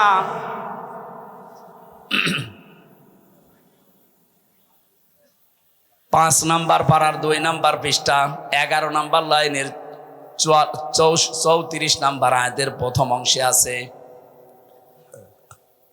আর রিজালু কাওয়ামুনা আলান নিসা। আল্লাহ পাক বলেন এই পৃথিবীতে নেতৃত্ব দেবে পুরুষেরা, মেয়েরা থাকবে তাদের আন্ডারে। এই আয়াতটা বানিয়েছে কে? না আমি এখন বানালাম? কথা বলেন কে? এই আয়াত দ্বারা প্রমাণিত নেতৃত্বের ভার পড়বে পুরুষের উপরে, আর মেয়েরা থাকবে তাদের আন্ডারে। এই আয়াত যদি আমরা 100% বিশ্বাস করি, এখানে যারা আছেন সারা বাংলাদেশে যেহেতু 96% মুসলমান, এই হিসাবে বড় আশা নিয়ে আয়াতটা পড়লাম। আগামী কিয়ামতের আগ পর্যন্ত বাংলার চেয়ারে কোনো মহিলা যেন নেতৃত্বে বসতে না পারে। হ্যাঁ, পুরুষ মানুষ আসুক, কথা বলেন না কেন? যেই মহিলা থাকবে সেখানে আপনি থাকবেন না, এটা মনে হয় রাজনীতি হয়ে গেল। হ্যাঁ, এটা রাজনীতি। এবার আল্লাহকে আজকে রাতে জিজ্ঞাসা করবেন, আল্লাহ সূরা নেসারের 34 নম্বর আয়াতের প্রথম অংশ মনে হয় ঠিক হয়নি, কারণ আমাদের দেশে এটা আছে, আপনি এ কি বললেন, এটা অন্তত তুলে সৌদি আরবে দিয়ে দেন, হবে? আয়াতের ব্যাখ্যা একটা হাদিস পড়েছি, এই যে আমরা সফল হতে পারি না কেন, নবীজি বলেন ক্বালান নবী সাল্লাল্লাহু আলাইহি ওয়াসাল্লাম লা ইউফলিহা কওমুন, ওই জাতি কখনো সফল হচ্ছে না, হবে না, যে জাতির নেতৃত্বে আছে, নেতা হয়ে আছে কোনো মহিলা। এবার আপনার বিবেকে যা বলে আপনি তাই করেন।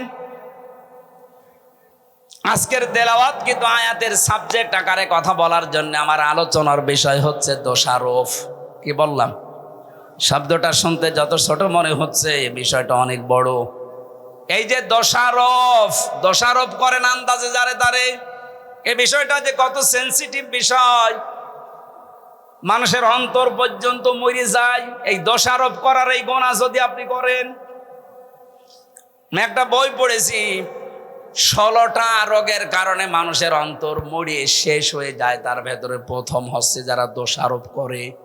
সূরা নিসার 112 নম্বর আয়াত প্রমাণ দিচ্ছেন আল্লাহ, অমায়াকসিব খতিয়াতান আও ইসমান সুম্মা ইয়ারমি বিহি বারিআন ফাকাদ ইহতামালা বুহতানা ওয়া ইসমান মুবিনা। এ পৃথিবীতে অনেক মানুষ এমন আছে, হে নবী আপনি দেখবেন তারা নিজেরা অন্যায় করে, নিজেরা অপরাধ করে, নিজেরা পাপের কাজ করে, আরে কাজটা যখন সংগঠিত হয়ে যায়, একটা নিরপরাধ ভালো মানুষ নির্দোষ মানুষের উপরে পাপটা চাপিয়ে দেয়, দোষটা চাপিয়ে দেয়, সে যেন প্রকাশ্য পাপের বোঝা বহন করছে।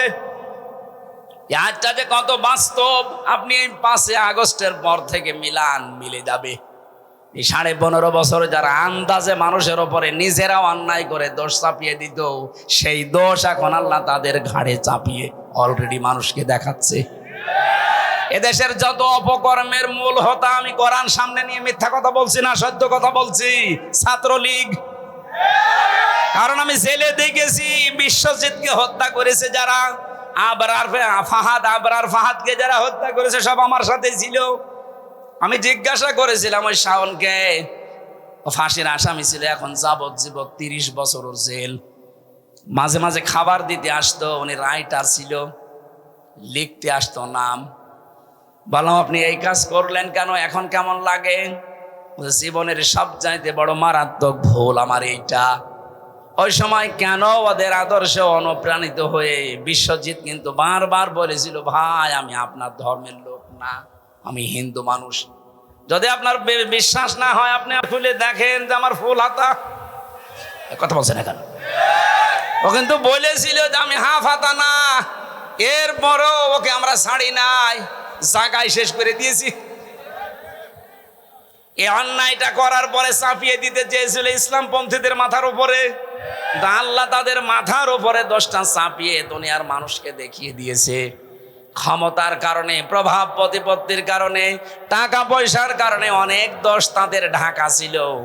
আল্লাহ 5 তারিখের পর থেকে সব এখন এই যে আয়াতের শেষের শব্দ ফাকাদ ইহতামালা বুহতানা ওয়া ইসমাম মুবিনা, ও যেন প্রকাশ্য পাপের বোঝা বহন করে বেড়াচ্ছে। ঠিক তাই, এমন বোঝা আইজিপি গতকালকে সংবাদ সম্মেলন করে জানিয়েছে পরশুদিন, যদি এই দেশে এই নিষিদ্ধ সংগঠনের কেউ পরিচয় দেয় তার 6 মাস জেল। প্রতিদিন এখন দেখতে পাচ্ছেন নিষিদ্ধ সংগঠনের গোপন বৈঠক থেকে 21 নাটক। আপনি এটা এতদিন চালিয়েছিলেন ইসলামপন্থী মানুষদের উপরে, আল্লাহ পুরা উল্টিয়ে দিয়েছে। কথা বলেন না কেন? এই জন্য নিজে অন্যায় করার পরে যদি কোনো নিরপরাধ মানুষের উপরে চাপিয়ে দেন, ওই দোষটা দুনিয়াতে আল্লাহ আপনাকে দিয়ে করাবে, এরপরে আপনার মরণ হবে। এবার আসেন তো আয়াতের ব্যাখ্যায় একটা ঘটনা বেশি আবেগমূলক, আপনারা থাকবেন না? ইমাম মালিক রহমতুল্লাহ আলাইহির জামানায় এক মেয়ে লোক মারা যাবার পর সেখানে আর এক মেয়ে লোক লাশ ধোয়াচ্ছে। হঠাৎ করে ময়লা পরিষ্কার করে যখন রানের উপরে হাত দিয়েছে, ওই মেয়েটার হাত গেছে আটকিয়ে। এত চেষ্টা করে হাত খুলতে চায় না। এলাকার ইমামকে জিজ্ঞাসা করা হলে কি করা যায়, উনি ফতোয়া দিলেন, এক কাজ করেন, এই মেয়েটার যে মরা মেয়ে মৃত মহিলার এই জায়গা থেকে এর রান কেটে বাদ দিয়ে দেন, চামড়া কেটে তুলে ফেলেন। কিন্তু এই মেয়েটার স্বামী রাজি না, বলে আমার বউ মারা গেছে, আমার বউ নেককার মহিলা, তার এখন মারা যাওয়ার পরে তার গোশত কেটে বাদ দেবেন, আমি মানি না। আপনার দরকার হয় যে মহিলার হাত আটকিয়েছে ওর হাত কেটে বাদ দেন। এখন ওর স্বামী আর সন্তান এসে বলছে কি, আমরা আসলাম বিপদ থেকে বাঁচাতে, আর এখন আমাদের বিপদে ফেলবেন না, আমরা মানি না। আর একজন বড় যিনি আছেন মসজিদের, তাকে নিয়ে আসেন। তিনি বলছেন এক কাজ করেন, জীবিত মহিলার তো হাত দরকার, এই মহিলার কেটে ফেলেন, কিন্তু ওর পরিবার রাজি না। শেষ পর্যন্ত কি করা যায়, এখান থেকে একটা মাসলা আমি পেয়েছি। দুইজনের স্বামী কিন্তু ফতোয়া দিচ্ছে দুইজনের ব্যাপারে যে আমার স্ত্রী আল্লাহওয়ালা, আমরা আমার জীবিত স্ত্রীর হাত কাটতে দেব না। ওই যে মারা গেছে ওই মহিলা বলছে আমার স্ত্রীর এই রান কাটতে আমরা দেব না। বড় ঝামেলায় পড়ে গেল ইমাম সাহেব, কি করি এখন? ওই দেশের প্রধান বিচারপতি, যিনি বিশ্বের নাম করা একজন আলেম, ইমাম মালিক রহমতুল্লাহ আলাইহি, মদিনায় তিনি থাকেন। 80 কিলোমিটার দূরে এই ঘটনা। ঘোড়ায় চড়ে তাকে নিয়ে আসা হচ্ছে, আপনি আসেন বিচারটা করেন, নয় তো আমাদের এলাকায় রক্তক্ষয়ী সংঘর্ষ হবে। আর এই মহিলা তো বিপদে আছে, হাত তুলতে পারে না। এত টানাটানি করি আমরা, লাশ উঠে চলে আসে। এখন এই মরা মহিলার সাথে জীবিত মহিলাকেও তো কবর দেওয়া লাগবে। ইমাম মালিক আসলেন, পর্দা দিয়ে ঢেকে দিয়ে মহিলাকে জিজ্ঞাসা করলেন, কি হয়েছে বলো দেখি। মেয়েটা বলছে, কিচ্ছু হয়নি, আমি কিচ্ছু জানি না, শুধু কান্দে কান্দে।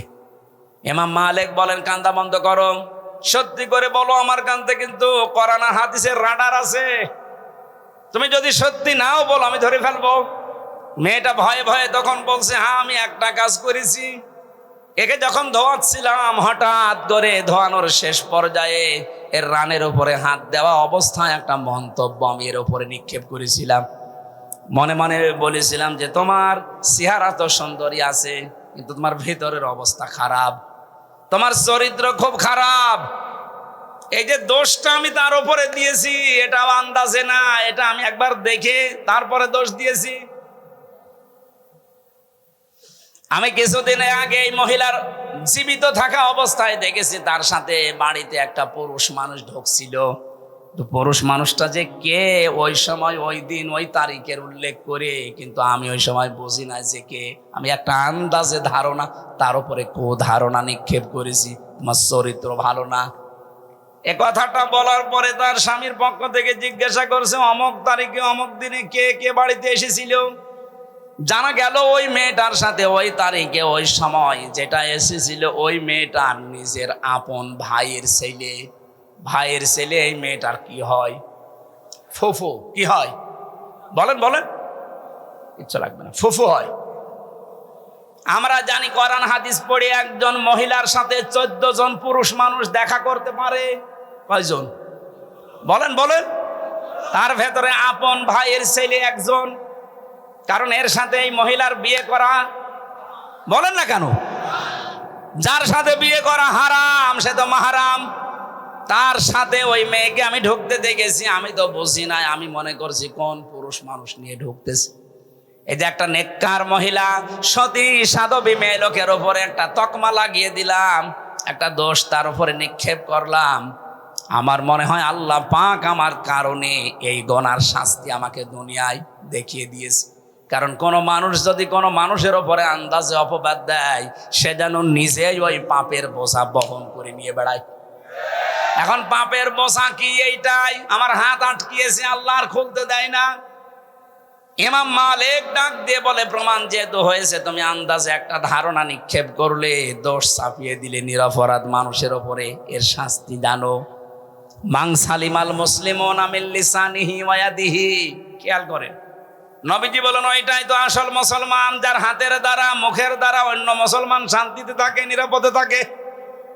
তুমি হাত দেওয়ার সঙ্গে সঙ্গে হাত আটকিয়েছে এমনি না, কারণ মুখ দিয়ে এই কথা তুমি নিক্ষেপ করেছো অন্তরের দ্বারা যে মহিলার চরিত্র ভালো না, বিনা কারণে বিনা অপরাধে একটা নিরপরাধ মেয়ে করে পড়ে এই দোষটা চাপিয়ে দেওয়ার কারণে মহান আল্লাহ তোমাকে আটকিয়ে দিয়েছে। তোমার যেহেতু কোনো সাক্ষী নেই, কোরআনে কারীম জানিয়েছে সতী সাধবী কোনো মানুষের উপরে, মেয়ে লোকের উপরে কেউ যদি জেনার তহমত দেয়, ব্যভিচারের তহমত দেয়, তার চরিত্রের উপরে কলঙ্ক দেয়, কমপক্ষে তার 4 জন পুরুষ মানুষের সাক্ষী হাজির করা লাগবে। কয়জন? আরো জোরে বলেন। সূরা নূরের ভেতরে আছে, আল্লাহ রাব্বুল আলামিন বলেন, ওয়াল্লাযীনা ইয়ারমুনা আযওয়াজাহুম ওয়া লাম ইয়াকুম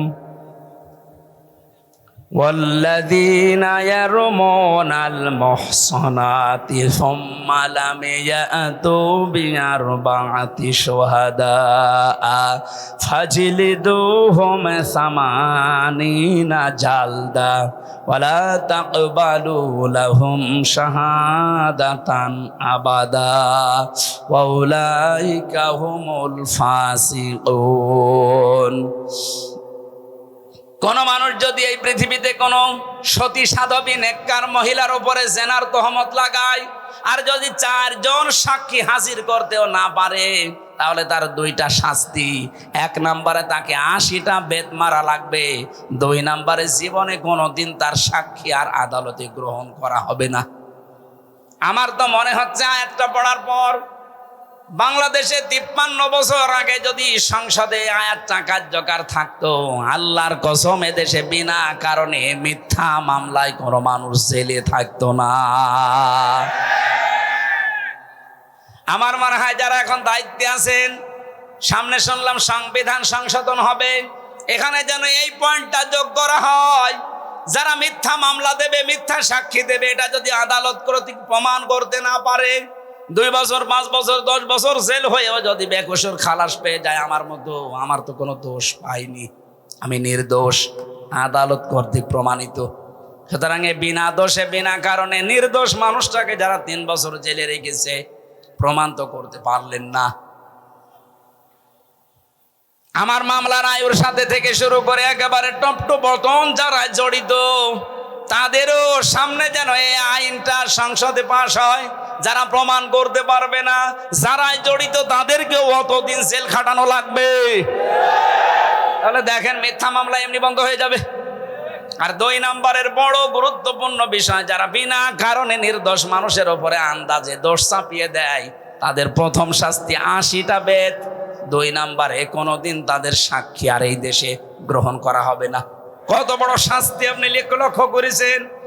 1,10,000-এর মতো মানুষ এই দেশে এখনো জেলে আছে। আমার মনে হয় 70,000 মানুষ কালকেই বের হয়ে যাবে যদি এই আজটা সংসদে কায়েম হয়। বহু নির্দোষ মানুষ জেল খাটতেছে, এমনি কিচ্ছু জানে না, মিথ্যা সাক্ষী দিয়ে তারা জেলখানায় রেখেছে। এই মামলার আয়ু থেকে শুরু করে যারা এর সাথে জড়িত, যারা পুরাপুরি কমপ্লিট করতে পারবে না, তাদেরও ওই শাস্তির আওতায় আনা লাগবে। তখন এই ছোটখাটো রাগারাগি হলেও আর পুলিশ দিয়ে ধরাবে না। না, যদি প্রমাণ করতে না পারি, ও ছাতা আমার কপালেও আছে। ইমাম মালিক বললেন, প্রথম শাস্তি হবে তোমার 80টা বেত, আর জীবনেও তোমার সাক্ষী আর কোনোদিন মরণের আগে এই আদালতে গ্রহণ করা হবে না। জাল্লাদকে ডাক দাও, কারণ হাত তো ছোড়ানো লাগবে, হাত তো লেগে আছে, আঠার মতো লেগে আছে। জাল্লাদ এসে শুরু করেছে বিসমিল্লাহির রহমানির রহিম বলে, 1টা 2টা 79টা হয়ে গেছে। মেয়েটার পিঠ ফিনকে দিয়ে রক্ত বের হচ্ছে, তারপরও ছাড়ে না। আর একটা বাকি আছে যাব। ইমাম মালিক ডাক দিয়ে বললেন, জল্লাদ অবস্থা কি? পর্দার আড়াল থেকে জবাব দিচ্ছে, ইমাম সাহেব অবস্থা খারাপ, আর একটা বাকি আছে, কিন্তু হাত ওই অবস্থায় আছে। ইমাম মালিক বললেন, না, কোরআন মিথ্যা হতে পারে না। কোন দিন কোরআনে কারিমে কোনো মিথ্যা কথা আল্লাহ দিতে পারেন না। ওয়া তাম্মাত কালিমাতু রাব্বিকা সিদকাও ওয়া আদলা লা মুবাদদিলা লিকালিমাতিহি ওয়া হুয়াস সামিউল আলিম। আল্লাহ পাক বলেন, আমার এই কোরআন পরিপূর্ণ করার সত্য দিয়ে কিয়ামত পর্যন্ত কোনো মিথ্যা এর ভেতরে প্রবেশ করতে পারবে না। লা ইয়াতিহিল বাতিলু মিন বাইনি ইয়াদাইহি ওয়ালা মিন খালফি তানজিলুম মিন হাকিমিন হামিদ। এর ভেতর থেকে, উপর থেকে, নিচ থেকে, ডান থেকে, বাম থেকে কোনো মিথ্যা যাওয়ার সম্ভাবনা। বলেন, 2 নাম্বারে, এটা কিয়ামত পর্যন্ত পরিবর্তন হবে না, যা দিয়েছি ওইটাই। দুনিয়া পাল্টাবে, কিন্তু কোরআনে কারিমের কোনো বিধান পাল্টানো সম্ভব। 3 নম্বর, এটা ইনসাফ দিয়ে পরিপূর্ণ, কারো অবিচার করে না। আজ বাংলাদেশে 49 বছর, 53 বছর অবিচার চলছে, একটাই কারণ, এইটা প্রতিষ্ঠিত নেই আইন ব্যবস্থায়। এটা যদি বিচারালয়ে, প্রশাসনে, সংসদে সত্যি আমরা নিয়ে যেতে পারি, নবীজির গ্যারান্টি হচ্ছে আমান হাকামা বিহি আদালা, এটা বিচার ব্যবস্থায় নিয়ে যান, ন্যায় বিচার কায়েম করে দেবে। এর উপরে আমাদের বিশ্বাস এখনো পরিপূর্ণ আসে না। এই জন্য একে বাদ দিয়ে আমরা তৈরি করা আইন বিশ্বাস করে ওখানে নিয়ে যাই। মানুষের তৈরি করা আইনগুলো ওখানে যাবার পরে দেখা যায় ন্যায় বিচারের তুলনায় আরো দিন দিন অবিচার বেড়ে যাচ্ছে। আর আমার না অন্য কিছু ভাবলাম, আমি সবার কথা বাদ দিলাম, শুধুমাত্র ইসলামী আন্দোলন করার কারণে আমার যতটুকু দেখা চোখে, জামাতের আমির যিনি ডাক্তার শফিকুর রহমান যে বারবার জেলে যাচ্ছে, নিজের ব্যক্তিগত কোনো কারণে না, দোষে না, শুধু ইসলামী আন্দোলন করার কারণে। ন্যায় বিচার থাকলে ওনারে এই বছরের পরে বছর জেল না, 1 সেকেন্ড ওনারে জেলে রাখার কোনো সম্ভাবনা নেই, কোনো অধিকারও থাকবে না। অনেকেই যারা উল্টা পাল্টা দোষ দেওয়ার মন মানসিকতা করেন, আরে ভাই উনি এসেছে ওই রকম লাইন থেকে, উনি মুক্তিযোদ্ধা পরিবারের সন্তান, উনি বাম রাজনীতি করতে করতে এসেছে, ওনারে যে আপনি উল্টা পাল্টা দোষ লাগিয়ে দেবেন যে আপনি আলবদর আসামস, আপনি রাজাকার, আপনারা নিজেরা তখন ধরা খাবেন, কারণ ছাত্রলীগ থেকে উঠে এসেছে। এখন মাঝে মাঝে সেজদা দিয়ে কাঁদে, রব্বুল আলামিন তুমি দয়া করে আমাকে যে একামতের দিনের খাদেম বানিয়েছো, যদি ওই অবস্থায় আমি থাকতাম আজ আমি জাহান্নামের পথে দৌড়াতাম। এইরকম কিছু মানুষ আল্লাহ বাংলাদেশে যেন তৈরি করে দেয়, যারা আজ না বুঝে একামতের দিনের বিরোধিতা করেন। আপনিও যদি ডাক্তার শফিকুর রহমানের মতো বুঝতে পারেন, দেখবেন আপনিও খাদেম হয়ে যাবেন। উনি যদি বাম থেকে এসে খাদেম হতে পারে, আপনি তো ডান পথে আছেন, একটু আসেন না কেন? আপনাকে ভর্তি হতে বলছি না, শুধু সিলেবাসটা একটু দেখেন। আমি এক ওসিকে পড়াতাম কুষ্টিয়ায়, এত বামপন্থী মানুষ, আল্লাহ রসুল বিশ্বাস করে না, কিন্তু কোরআনে কারিম শুনতো খুব সুন্দর করে। যখন তেলাওয়াত করতাম ওই সময়, এমনিতে আমার গলা ওই সময় আরো ভালো ছিল, সুর দিয়ে পড়ার সময় দেখতাম তা ধরে আছে, বলতো হুজুর বিভিন্ন কাজ কারবার করি, মজা পাই না, কোরআনের ভেতর একটা মজা আছে, আপনি পড়েন, শুধু পড়েন তাই বলতো না। পড়তে পড়তে যখন ভালো লাগতো, তখন আমাকে বলছে আপনি কিভাবে পড়েন, আমারে ওইভাবে পড়ানো শিখান, আমি যেন আপনার মতো পড়লেই বুঝি যে কি বলতে চাই। আমি যেমন ইংরেজি পড়লেই বুঝি যে আমি কি, আরবি পড়লেও যেন আমি বুঝতে পারি অন্তত কোরআনটা যে কি পড়ছি। আমি এভাবে পড়তে হলে তো শাব্দিক অর্থ মুখস্থ করা লাগবে, আপনাকে কয়েকশো আরবি গ্রামার আপনাকে আয়ত্ত করা লাগবে। বলছে আমি পড়া আরম্ভ করেছিল, চিন্তা করলাম এই ফাঁকে ওনারে আমি ইসলামের দিকে নিয়ে আসতে পারি কিনা দেখি। একটা ছোট্ট বই দিয়েছিলাম, ওপরের আর পেছনের পৃষ্ঠা খুলে দিয়ে, কারণ আমি জানি যে এই পৃষ্ঠা ওনারে দিলে জীবনও পড়বে না। বিংশ শতাব্দীর একজন অন্যতম মুজাদ্দিদ সাইয়্যিদ আবুল আলা মওদুদী আল উস্তাজ, ওনার লেখা কালিমার হাকিকাত, এ বই নেই একটা, দেখলাম এ বই দিলে পড়বে না, ওপরের পৃষ্ঠা ছিঁড়ে ফেললাম, ওখানে নাম লিখে দিলাম অন্য জনের, পেছনের পৃষ্ঠা ছিঁড়ে দিলাম যে কোন জায়গা থেকে ছাপা হয়েছে ওদিকে লেখা আছে, দরকার নেই। ওপরেরটা পেছনেরটা ছিঁড়ে বাকি পৃষ্ঠা যেখানে এক দিয়ে শুরু করা ওইগুলো দিলাম। চিন্তা করলাম লেখক কার নামে দিয়ে একজন মহিলার নাম লিখে দিলাম।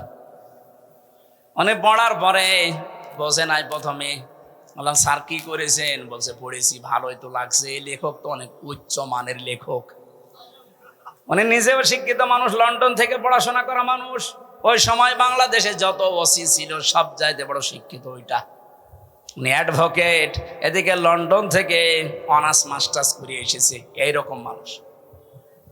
চিন্তা করলাম যে দে, এরকম কয়েকটা দেওয়ার পরে আমার বলছে হুজুরের লেখক শুধু মেয়ে লোকের নাম উপরে কলম দিয়ে লেখা, আসলে আসল পৃষ্ঠা কই, যা আছে কেমন লাগে, ভালোই তো লাগছে। আমি তো বহু বই পড়েছি জীবনে, কিন্তু এর লেখার মান অনেক উপরে, উচ্চাঙ্গের লেখক। এ লেখকের নাম কি? লেখকের নাম বললে আপনি এনার লিখিত বই আরো পড়বেন তো? হ্যাঁ পড়বো। যেই নাম বলেছি সে বই আর দেবেন না, বই দেবেন না মানে ঠিক আছে, আপনাকে ওনার লেখা আর দেব না। আরো লিখিত বই আছে আমার ভার্সিটিতে, আমি এনে দেই, তখন আমি ফার্স্ট ইয়ারে, নিয়ে আসে। একামতের দিন এই বইটা আমি নিজে 14 বার পড়েছি। মরহুম অধ্যাপক গোলাম আজমের লেখা রহমতুল্লাহ আলাইহি। চিন্তা করলাম এটা দিলেও পড়বে না, কারণ এর নামের আগে দেখলেই ছিঁড়ে ফেলে দেবে। প্রথম পৃষ্ঠা, দ্বিতীয় পৃষ্ঠা, তৃতীয় পৃষ্ঠা ছিঁড়ে ফেললাম, ওখানে আমার নাম লিখে দিলাম যে দেখি পড়ে কিনা। আমার তো ওই যোগ্যতা হয়নি, ফার্স্ট ইয়ারে পড়ে ওই বই লেখা কিয়ামতের আগেও সম্ভব না। কি করি, এ তো পড়তে যাবে না। এই যে এই দিনের এখানে 19টা অর্থ দেওয়া আছে। উপমহাদেশে যে সমস্ত আলেমগুলো দিনের একামতে দিনের কাজ করে তাদের কেন মানুষ শত্রুতা করে, আর যারা খেদমতে দিনের কাজ করে তাদের কোনো শত্রুতা করে না কেন, এর বিস্তারিত লেখা আছে ওর ভেতরে। পড়াটা বললাম পড়ে আমারে শোনাবেন আগামী সপ্তাহে, প্রতি সপ্তাহে একবার যেতাম পড়াতে। পড়াটা উনিও শেষ করে আমারে বলছে হুজুর এই লেখকে তো ভালো, এই লেখককে? আমি না, আপনি এটা লিখতে পারেন না, কারণ এই লেখকও অনেক উচ্চাঙ্গের, এনার ভাষা রচনা শৈলী খুব সুন্দর। দিনের অর্থ এতদিন যা বুঝতাম, এখন দেখছি না আসলে তো ওইটা দিন না। ওখান থেকে একটা সাবজেক্ট বানিয়েছিলাম আমি। এই যে প্রচলিত যে ধারণায় তাওবা, জিকির, এরকম প্রায় 43টা বিষয় নিয়ে ভেজাল আছে আমাদের বাংলাদেশ, ভারত আর পাকিস্তানে। ওই সময় একটা আলোচনা দিয়েছিলাম যে স্যার এই আলোচনাটা আপনি দেখবেন। পড়াটা দেখার পরে আমারে বলছে এতদিন আমি কি মনে করতাম আর এখন আমি কি দেখছি। পরবর্তীতে দেখলাম ট্রান্সফার হয়ে গেছে, এখন আর পরিচয় নেই, যোগাযোগও নেই। ওই সময় যা শুরু করেছিলাম আমার তো মনে হচ্ছিল ওরে যদি আমি একটা বছর এভাবে টিপস দিতে পারতাম, আমার আল্লাহ ওকে ডাক্তার শফিকুর রহমানের মতো ঘুরিয়ে দিত। আপনি এই জন্য আসবেন, আপনাকে আমি ভর্তি হতে বলছি না, সিলেবাসের কাছে আসেন, শেষ করে দেব, শেষ করে দেওয়া দরকার। আর একটা আছে তো আমার তো আমার বেঁচে থাকা লাগবে। এই আয়াত শেষ করতে তো এই যে ফাঁকা দেহে তামালা বহুতান, এই বহুতানের ভেতরে প্রায় 36টা না 37টা বিষয় লুকিয়ে আছে। আমি এই যে বই নিয়ে এসেছি আজকে, পড়াটা এর ভেতরে ব্যাখ্যা করা আছে। আমার প্রত্যেকটা আলোচনার সাবজেক্ট আকারে আমি তৈরি করি। এখান থেকে আমরা কিছু শিক্ষা আজকে নিয়ে গেলাম, কি বিনা কারণে কারো উপরে কোনো দোষ দেব না, অপবাদ দেব না। আজ এইটা 15.5 বছর বেশি ছিল, এখনো পর্যন্ত অনেকে আন্দাজে দোষ দিয়ে দেয়। এটা মেয়েদের ভেতরে প্রবণতার বেশি, এই কথা বলেন না কেন? এটা যে কত বড় মারাত্মক অপরাধ আপনি টের পাচ্ছেন না। যার ভেতরে যেই দোষ নেই, ওই দোষ যদি কেউ তার উপরে চাপিয়ে তাকে কালার করে, যতদিন আপনি ওই দোষ না করবেন ততদিন আপনার মরণ হবে না। আপনি আলেমদের ওপরে জেনার তহমত দিয়েছেন, আপনি আলেমদেরকে উল্টা পাল্টা নাম দিয়েছেন, আপনাকে আল্লাহ ওই রকম উল্টা পাল্টা কাজ করাবে দুনিয়ায় যদি ওই আলেম ওই কাজ না করে থাকে।